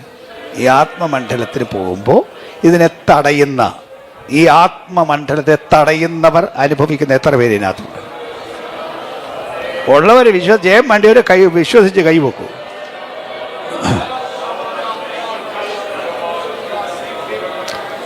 അതിനെ സംബന്ധിച്ചാണ് ആത്മാവ് പറയുന്നത് അതങ്ങനെ തുടരാൻ പാടില്ല. ജീസസ്, ഞാൻ സ്വതന്ത്രനായിരിക്കണം. ദുഷ്ടൻ്റെ ആധിപത്യം എൻ്റെ മേൽ പാടില്ല, എൻ്റെ കുടുംബത്തിൻ്റെ മേൽ പാടില്ല, എൻ്റെ ശരീരത്തിൽ പിശാച് നിനക്ക് അവകാശമില്ല.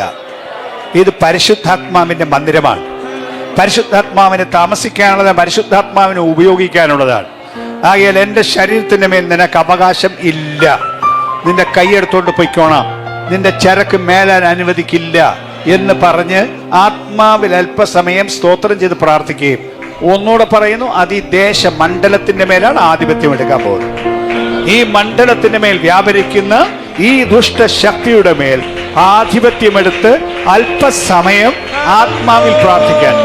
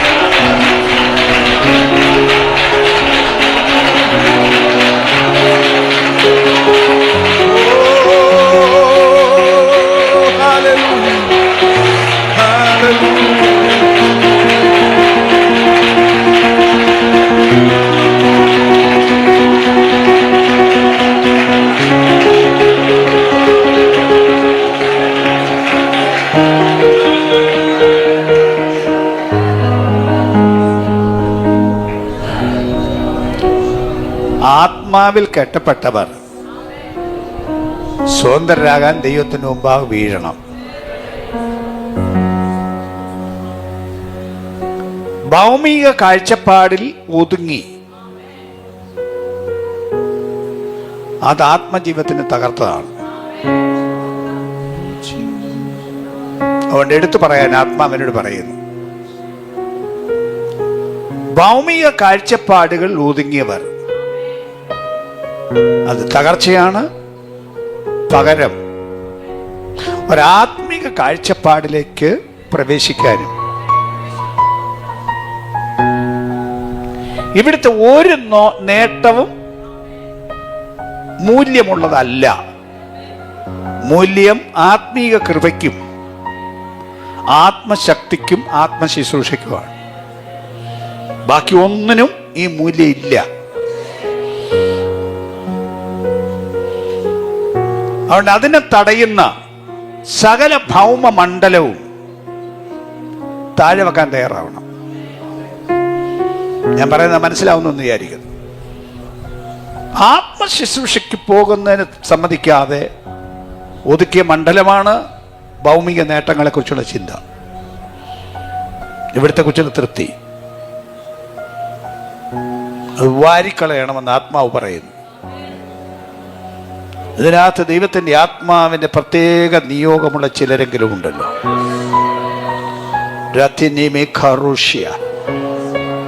ഉള്ളം കത്തിക്കൊണ്ടിരിക്കുന്ന ചിലതെങ്കിലും ഉണ്ടല്ലോ. അതിനൊരു ആത്മവ്യാപാരത്തിന്റെ ജ്വലനം ഇന്ന് പകൽ ആത്മാവിട്ടിട്ട് ആ തീയൊന്ന് കത്തിച്ചിട്ട് പറയുകയാണ്, നീ എഴുന്നേറ്റോളൂ, നിന്റെ മേലൊരു പ്രവൃത്തി വെളിപ്പെടുത്തുന്നു.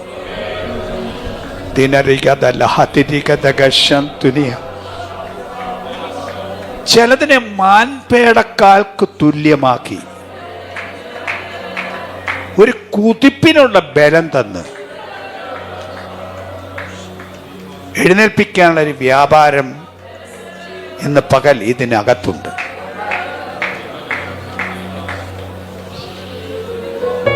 അതിന് മുന്നേറ്റത്തിനുള്ള ശക്തിയായി ഈവൻ കാലുകളിൽ അനുഭവപ്പെടും, ഒരു ബലത്തിന്റെ വ്യാപാരമായി വരും. ഒന്ന് സമർപ്പിച്ചു കൊടുത്ത് പ്രാർത്ഥിക്കൂ. അവനവന്റെ കാര്യത്തിൽ എന്താണോ ഇന്ന് പകൽ ദൈവത്തിന്റെ ആത്മാവ് ഇടപെട്ടത് അതിനൊന്ന് സമർപ്പിച്ച് പ്രാർത്ഥിക്കും.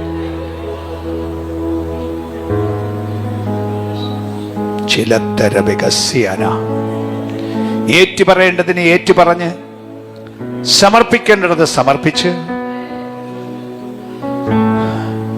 ഞാൻ വാതുക്കൽ നിന്ന് മുട്ടുന്നു. ആരെങ്കിലും എന്റെ ശബ്ദം കേട്ട് വാതിൽ തുറന്നാൽ ഞാൻ അവന്റെ അടുക്കൽ വരുമെന്നും ഇന്ന് പകൽ അവരുമായി ഒരു അത്താഴം കഴിക്കുന്ന സമ്പ്രദായം ദൈവം നടപ്പാക്കുമെന്നും ഈ വചനത്തിലൂടെ ആത്മാവ് ഓർപ്പിക്കുന്നു. തിരകേ തികലേ ശമനേ ദരക സപ്തുനിയ. എടുത്താട്ടൊരു മിനിറ്റ് നേരം സമർപ്പണത്തിൽ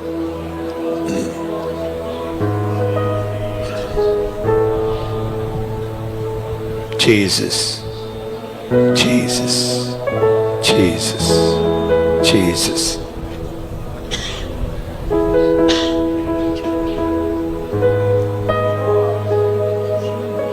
Jesus.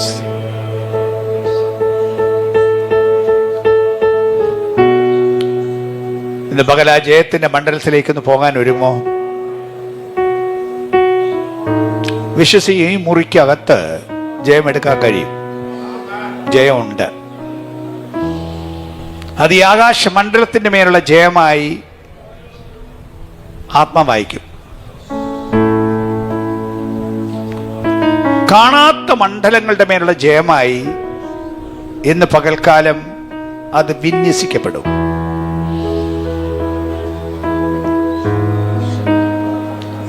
അതുകൊണ്ട് വിശ്വസിക്കുന്നവർ അല്പസമയം ആത്മാവിൽ പ്രാർത്ഥിക്കാനും ആരാധിക്കാനും തയ്യാറായിക്കൊള്ളൂ. ആത്മാവിലാണ് മണ്ഡലത്തെ കൈകാര്യം ചെയ്യുന്നത്, ബുദ്ധിയിലല്ല. അതുകൊണ്ട് ബുദ്ധിമണ്ഡലത്തിൽ നിന്ന് മാറി ഒരാത്മമണ്ഡലത്തിലേക്ക് പ്രവേശിക്കുവാനായി ആത്മാവിന് നിയോഗമുള്ളവർ അല്പസമയം ആത്മാവിൽ പ്രാർത്ഥിക്കാൻ തയ്യാറാകും, ആത്മാവിൽ ആരാധിക്കാൻ തയ്യാറാകും. അതോടെ ആ ശരീരത്തിന്റെ മേൽ കെട്ടുന്ന കെട്ടുകൾ ഇന്ന് പകൽ അഴിയുന്നതായി ബോധ്യപ്പെട്ടോണം, സ്വീകരിച്ചോണം. In the name of the Lord. അല്പസമയം ആത്മാവിൽ തന്നെ ജാഗരിക്കാൻ, ആത്മാവിൽ തന്നെ പ്രാർത്ഥിക്കാൻ, ആത്മാവിൽ തന്നെ ആരാധിക്കുവാൻ ശരീരത്തെ വിട്ടുകൊടുക്കും.